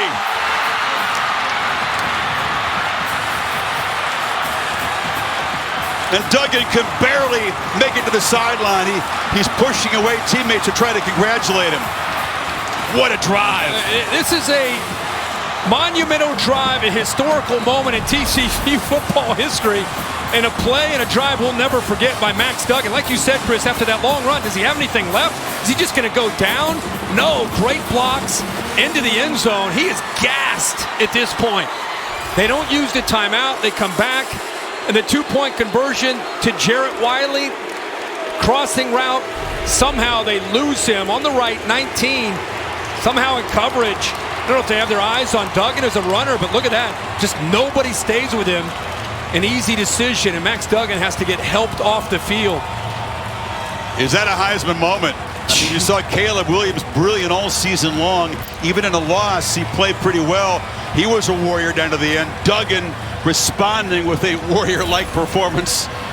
And we have perhaps some extra time here in Arlington to decide the Big 12 Conference Championship. When was the last time you watched a drive like that, and at the end of it, he can't walk off the field? He's on hands and knees in the end zone before the 2-point try. And after the 2-point, you got guys, his linemen, and everybody walking him off and taking him to the sideline. I'm with you, man. We've done this a long time. You have rarely seen a quarterback take over a drive like that as a runner. Here's Brooks. And Phillip Brooks has some space, and he's tripped up after a dangerous-looking return at the 35. So the Cats back in business now. Minute 45, all 3 timeouts. Wow. Unbelievable, man. I think you and I want to catch our breath with Max Duggan. First that zone read to kind of get him going here. This guy just had a look in his eye. He was not going to be denied. Scrambling, design run. This is the big one. Right away, sees that he can get the first down and picks it up. Then the blitz, they try to affect his timing and rhythm. They come after, they play man-to-man, so there's nobody there to pick him up. Yeah, can Deuce Vaughn answer? They've been keying in on him. The obvious choice is a top weapon here. Solid first down gain. Stays inbounds, clock still running. He's still trying to collect him. Somebody give my man some oxygen down there. That was heroic effort, over 100 yards rushing. By the way, he's been beaten up with their pass rush. Howard backpedals and tried to maybe get Vaughn in a wheel route, has to throw it away, and it's 3rd and 4. They don't convert here. Duggan, if he can, will take the field and try to win it in regulation. They had vertical routes downfield. Deuce Vaughn was just a check down, but good job by D. Winters taking him away. What does Colin Klein call here? What can Will Howard produce? Empty backfield.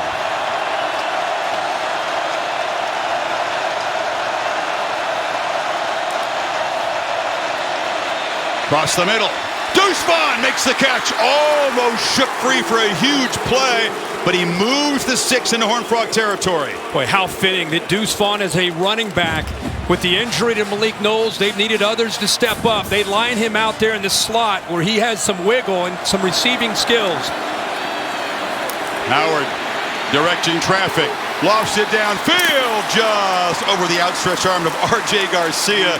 Young man who has stepped up and contributed today with a touchdown catch. Just off his fingertips. Howard not hesitant at all to go to the young man after the play he made earlier. Like he may have slowed down a bit on this route, but look at his throw. Just off his fingertips. Set up this 2nd down. This battle has been what we expected. And how great has it been? 2 tough, resilient teams. A very even ball game. Dead even in the final minute here. Howard backpedaling, still backpedaling. The screen wasn't there, and he just spikes it in the ground. Jamal Hodge pressured him. Crowd wanted a flag for the hit after the throwaway. Just a little shove after that play. A good call with it. No call, but a good job by TCU's front taking that away. trying to get into field goal range. He's as calm as can be when you and I and Holly would sit down with him on a night before a game. But man, in the middle of the game, he's a warrior. Ty Zentner is an excellent field goal kicker. He's reliable with pretty good long range, but they're going to have to get the ball. Perhaps not quite a first down. They could give it a go from 56, 57 if they can get the ball another 8-7 yards here. Zentner came in the Oklahoma State game, and he's 8 of 8 since then, and I think he's long of 53. So go to the ESPN app for live coverage of the Dr. Pepper Big 12 Championship Game trophy ceremony. Holly will preside over that just after the game. But who's it going to be? And will it be overtime to decide it?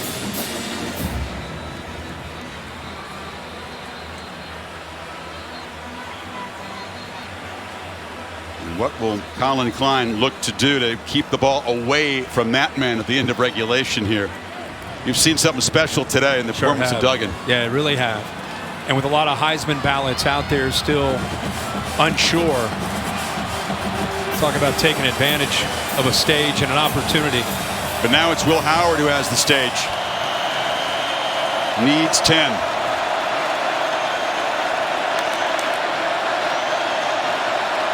Get Deuce Vaughn in the slot here.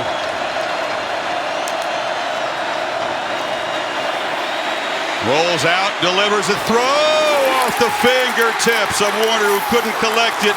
Hodges Tomlinson in coverage, and it's 4th and 10. Boy, that's going empty. A lot of space. One-on-one matchups. Goes to Warner, who's sure-handed. The ball is high. And right after Hodges Tomlinson, and Max Duggan says, "We got to stop. Somebody hand me my helmet." Well, Tay Barber is back at his 10-yard line. Zentner hoping he would be in range for a potential game-winning field goal. Instead, will try to pin the Horned Frogs deep. Does this very well. Barber's going to let it bounce, and it's going to be caught on the fly at the 5-yard line. So perfect execution on that.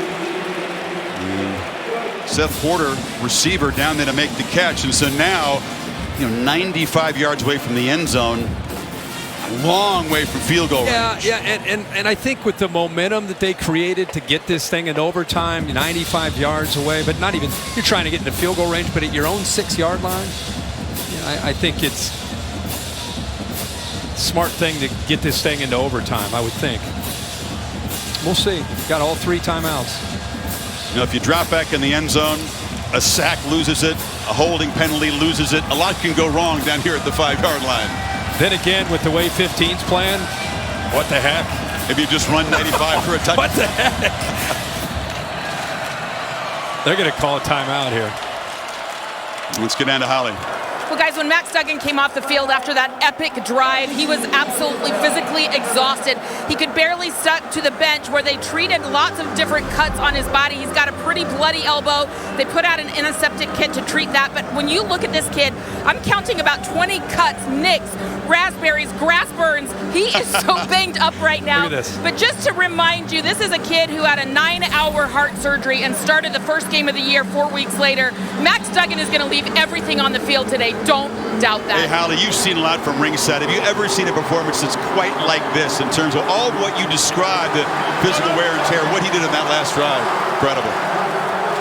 Speaking of ringside, Holly, when you get a chance, if this thing goes to overtime, if you can find an oxygen tank for 15, that would be helpful. They didn't give him oxygen. I kept waiting. I know. He didn't want it. And they're going to go to overtime. He doesn't want the oxygen. He didn't want help off the field, and he doesn't want any oxygen. It's the formation you hope to have at the end of the game, but it's not a victory formation. It's just overtime formation. Makes sense with the momentum they have right now. And you know what? With what's at stake here, the way these teams have competed, whether or not TCU needs this to get in the playoff or doesn't, that's really secondary, right? Yeah. They're battling for a trophy and a championship. And this, of course, is going to go to overtime here in Arlington. What a battle for 60 minutes. And now beyond. Overtime coming up. The end of regulation here in Arlington, 28 apiece. I know you're going nowhere. Back after this message and a word from your local ABC station. Kevin Agati back in studio reminding you we got the American on the way. The conference championship featuring Willie Fritz, Gus Malzahn, UCF, Tulane, less than 22 minutes away on ABC. Back to Chris. This will be a tough act to follow on Championship Saturday, Kevin. Goodyear zooming over ahead here, providing the aerial coverage, road tested and game ready. Are you ready for the road? Goodyear, more driven. Everybody just kind of taking a breather, especially the Horned Frogs quarterback here. And this will be interesting. You know, you got a couple offenses who can run it in from short range, but also throw it in to quarterbacks who are rugged. Yeah. To play callers that have been up to the challenge so far today. It's been refreshing to watch these two teams compete, and especially these quarterbacks. You know, we live in an era with quarterbacks. They specialize at a very young age. They work on mechanics and learn so much about how to come in ready to play in high school and college. Today, you're seeing what quarterbacks are really all about. Playing with a lot of heart, a lot of toughness, making the players around you better. That's what quarterback playing is all about. Adrian Martinez, injured, of course, hopes to return for the Sugar Bowl game. Is out to rep K-State on the coin toss here.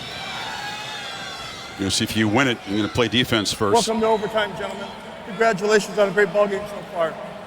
Here are the rules for overtime. Each team will get one timeout. There will be no carryover for each timeout. If we play the first overtime and we're still tied, we'll go to a second overtime.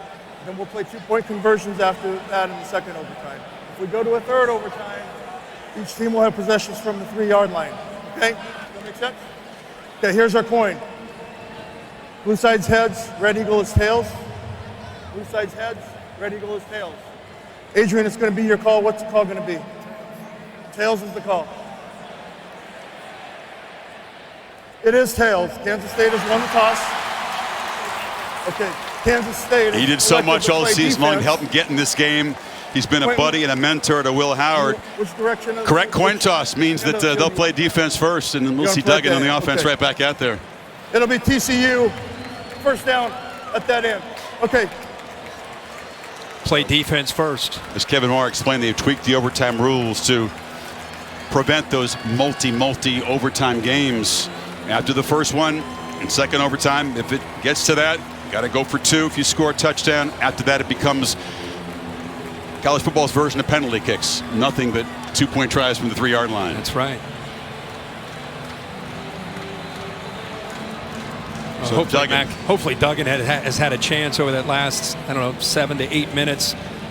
Catch his breath and get ready for this series. And we'll see the adjustments. Kansas State has played really well all night until those last couple drives of Duggan's legs really impacting the game. See how they tweak their approach defensively. You'd think they'd keep an eye out for number 15 running the ball in this overtime. You may want to watch that.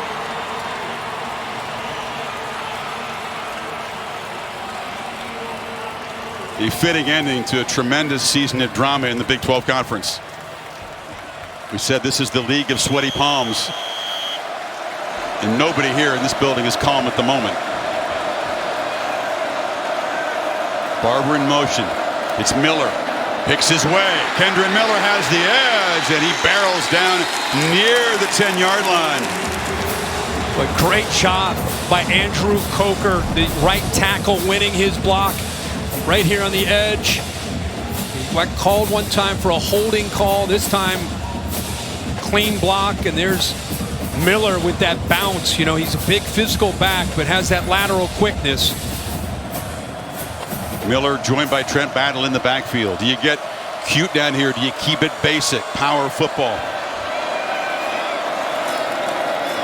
Miller makes a cut, falls forward for 4. Because there's a lot of options in this offense. Sure, I mean, there's so much speed around Duggan. So many big bodies down here, so many big targets. Yep. Got a veteran offensive line that can get a push, especially late in the game. You got the potential jet sweep motion.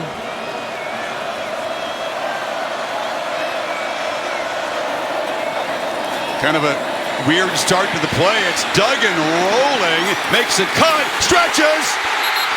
No signal. They'll spot him short. just short of the goal line. That was a funky start to the play. Nobody looked ready. No, and the two backs didn't even know what happened. They didn't know the ball was snapped, and it's like a backyard football play. Again, the toughness of this guy. Duggan stretches, knees are... It's the hip that landed first. The ball was stretched out as his hip landed. Watch the elbow. Did he break the plane? Elbow down. The tip of the football's right on the plane, though, Bill. Forearm down, eye of the ball short. They've sought him way back at the 1 yard line, not as close to the goal line. The play clock's winding down. They'll have to spend the timeout here. Sonny said, wait a second. We were taking a look at that play. He wasn't sure if it was a touchdown or third down. Yep. And they didn't stop the play clock. So it wasn't officially reviewed. Let's take another look at this. This was a weird play from the start. This is what you saw. Watch this. The backs, both these guys, Battle and Miller, watch the ball snapped. Even some of the linemen, the linemen are on it. Backs unsure. Miller doesn't even realize what's happening, and Duggan makes something out of nothing. Timeout. TCU. And I think he thinks it's a touchdown, but we're going to look at that elbow, forearm. Boom, forearm there. But the ball, if they review the spot, it's inches away, not a full yard away. Yep. And Bill, can they correct that in this timeout, in this dead ball? This is a pretty crucial spot. Every inch matters down here. They might do it through the O2Os unofficially, but not officially. Max says, thought he got it. Head on the carpet, just giving every ounce of energy and somehow TCU finding reserves. Challenge the ruling on the field of a runner being down. So they challenged the ruling. So if the ruling is that he's short, can they respot the ball, Bill? That's I think what TCU fans are wondering here. The ball can be respotted with this. Yes. Yeah, so they could earn a couple feet. Yeah, it's pretty clear. You can see it. It's in relationship to the goal line or a first down. You can do that. I mean, right now, like you said, Chris, it's just inside the 1 yard line. But you see this right there. I mean, it's 8-inch line, maybe. Maybe less. Yeah. It had to come down to a Max Duggan run, didn't it? And it may still. And it's going to be 3rd and goal. What an effort! We think it'll just be inches away. It's not just the numbers. It's not just the plays that he's made.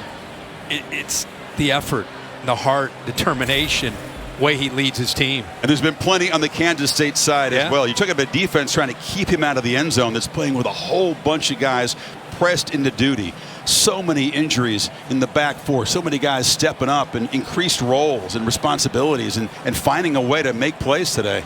Just when the Big 12 fans didn't think their conference championship could get any better.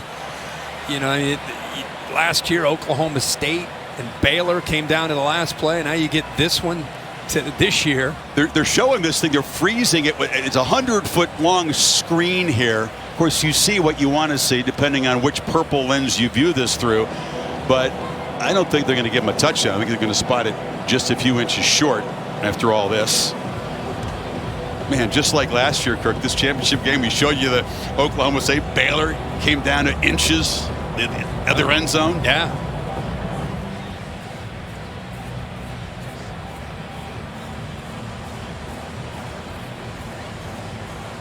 They're checking this out methodically. Brad Van Bark is the replay official in conversation with Kevin Marr.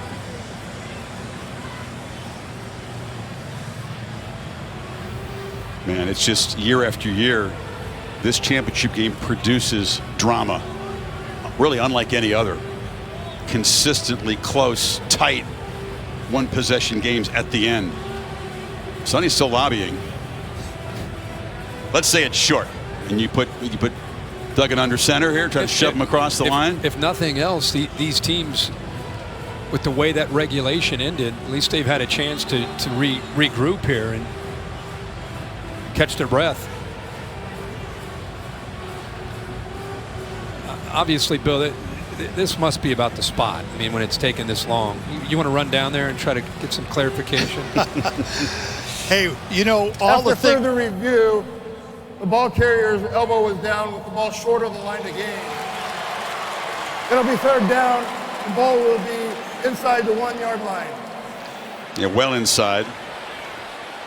So the Horned Frogs, who were down 11 with 8 minutes to play in the ball game, will try to take their first lead since the first quarter when they scored to jump in front 7-0. They haven't moved the football that much. They moved it a little bit, but not really where we think it should be.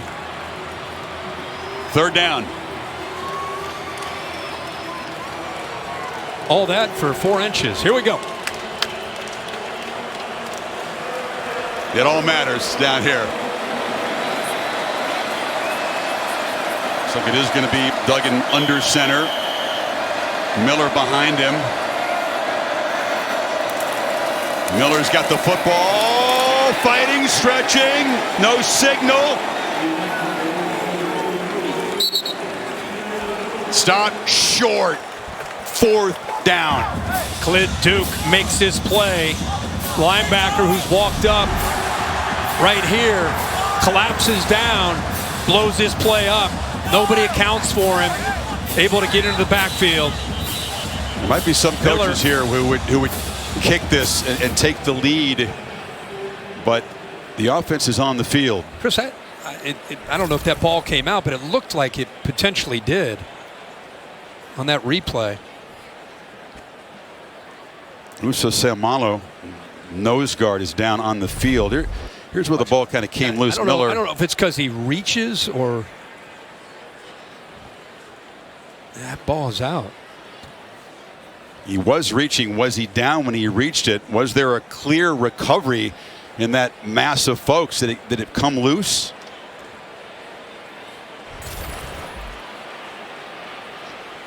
Replay booth has a chance to check that out. That shot from up above, if he's not down, it appears he broke the plane. Can you tell if he's landed on bodies or the field at that point? It's difficult. That's the thing that'll be the key issue. So you think he may have broken the plane before he lost the ball? And I think he got it back anyway. It was a pile of bodies, but what? Let's see. Keep an eye on the football. There, and the ball's out, but somehow he got it back. There's a couple things in play. Right there, Bill. Is that you think that's the maybe he breaks it there? On that reach, it appears. Now, again, we could be a little deceptive because the camera's behind it. It could push it forward. There's the stretch. But on that stretch there, it appears part of that ball may have broke the plane. But you're right, though. The camera angle is not directly on top of the line. Yeah, there he is with the ball. So is that indisputable video evidence? That's your department. Bill, this is why you're up here, my friend. You're supposed to provide the answers, not the questions. You keep putting me on the spot. Yeah, I don't have indisputable video evidence. My gut says it's a touchdown, but I don't have indisputable video evidence. And at this point, they're not looking at this, so it's. I guarantee you, they were looking at it. Seumalo helped off the big fella, but that is as tough as it gets after this physical battle to fight for every last inch down here at the goal line. And TCU putting that perfect record on the line here. Fourth down.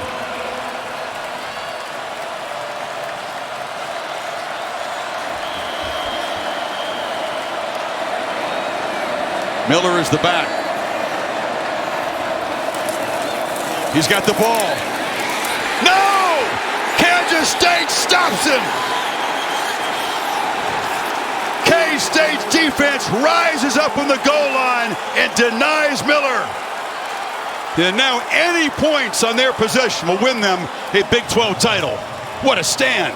Gutsy decision. Kansas State's defense, it just gave all those plays up to Duggan. Watch this defensive line eat up the blocks, and it frees up the backers to be able to get downhill in a hurry. Great job here of occupying. How about Clifton, 31, making a play? True freshman, 22, gets in there, makes a play. Daniel Green, good job up front of eating the blocks. And the linebackers downhill clean it up. You know, Kirk, there's going to be a lot of second guessing. Why not with a big physical quarterback just sneak it and knock him in the back, get him in the end zone? You need about 8 inches in that play, and it was a long, slow developing play. Miller got the ball at the 5-yard line and couldn't fight his way in. They brought Carter Ware in the head of him, in front of him. First time they've really shown that look in short yardage. A tight end like playing as a fullback. But what will K-State do here? It's Vaughn on the fly sweep. Deuce Vaughn.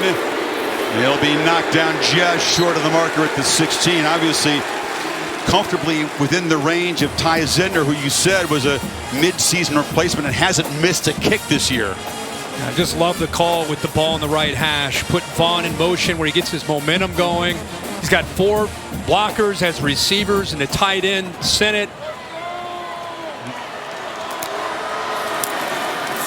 Vaughn again. It's a first down. They will talk about that goal line stand forever in the K-State Wildcat Nation if it produces a victory here. They should. You had a tired defense, a lot of breaks at the end of regulation with the replay, and a defense with a lot of pride had to step up and make a play. We were kidding about every inch matters. Boy, oh boy, did it ever in that sequence of plays. Giddens and Vaughn in the backfield. It's Vaughn again. And the conservative call, and that's just a yard. Chad Banks knocked him down.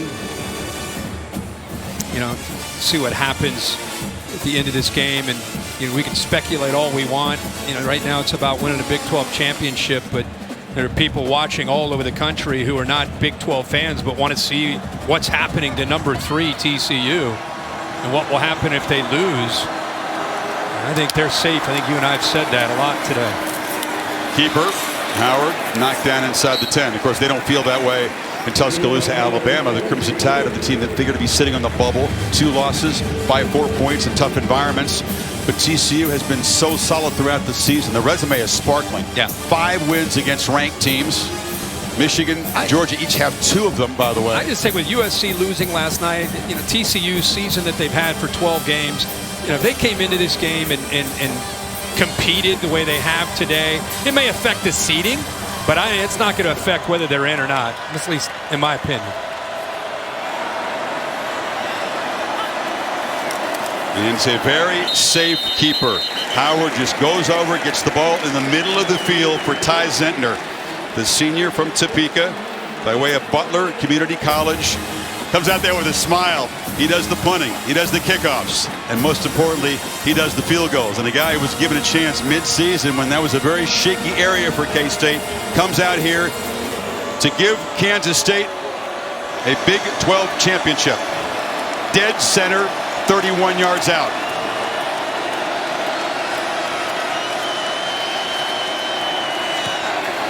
Kansas State outlasts TCU. And they are Big 12 champions for the first time in a decade.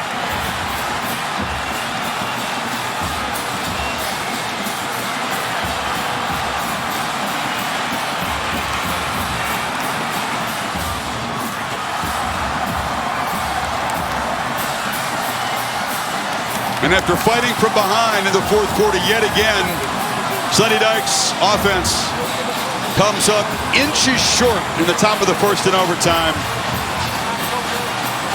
He chose to trust his offensive line and try to punch it in, not settle for 3. Duggan, a tremendous job. Most would say this is enough, but it'll be, as Dykes told us yesterday, still kind of an anxious evening in Fort Worth. Yeah, a lot of time to talk about that. I just want to say, man, Kansas State, the year that they've had, a lot of people doubting them. They've had to make some changes at quarterback when Martinez went down. Will Howard stepped up.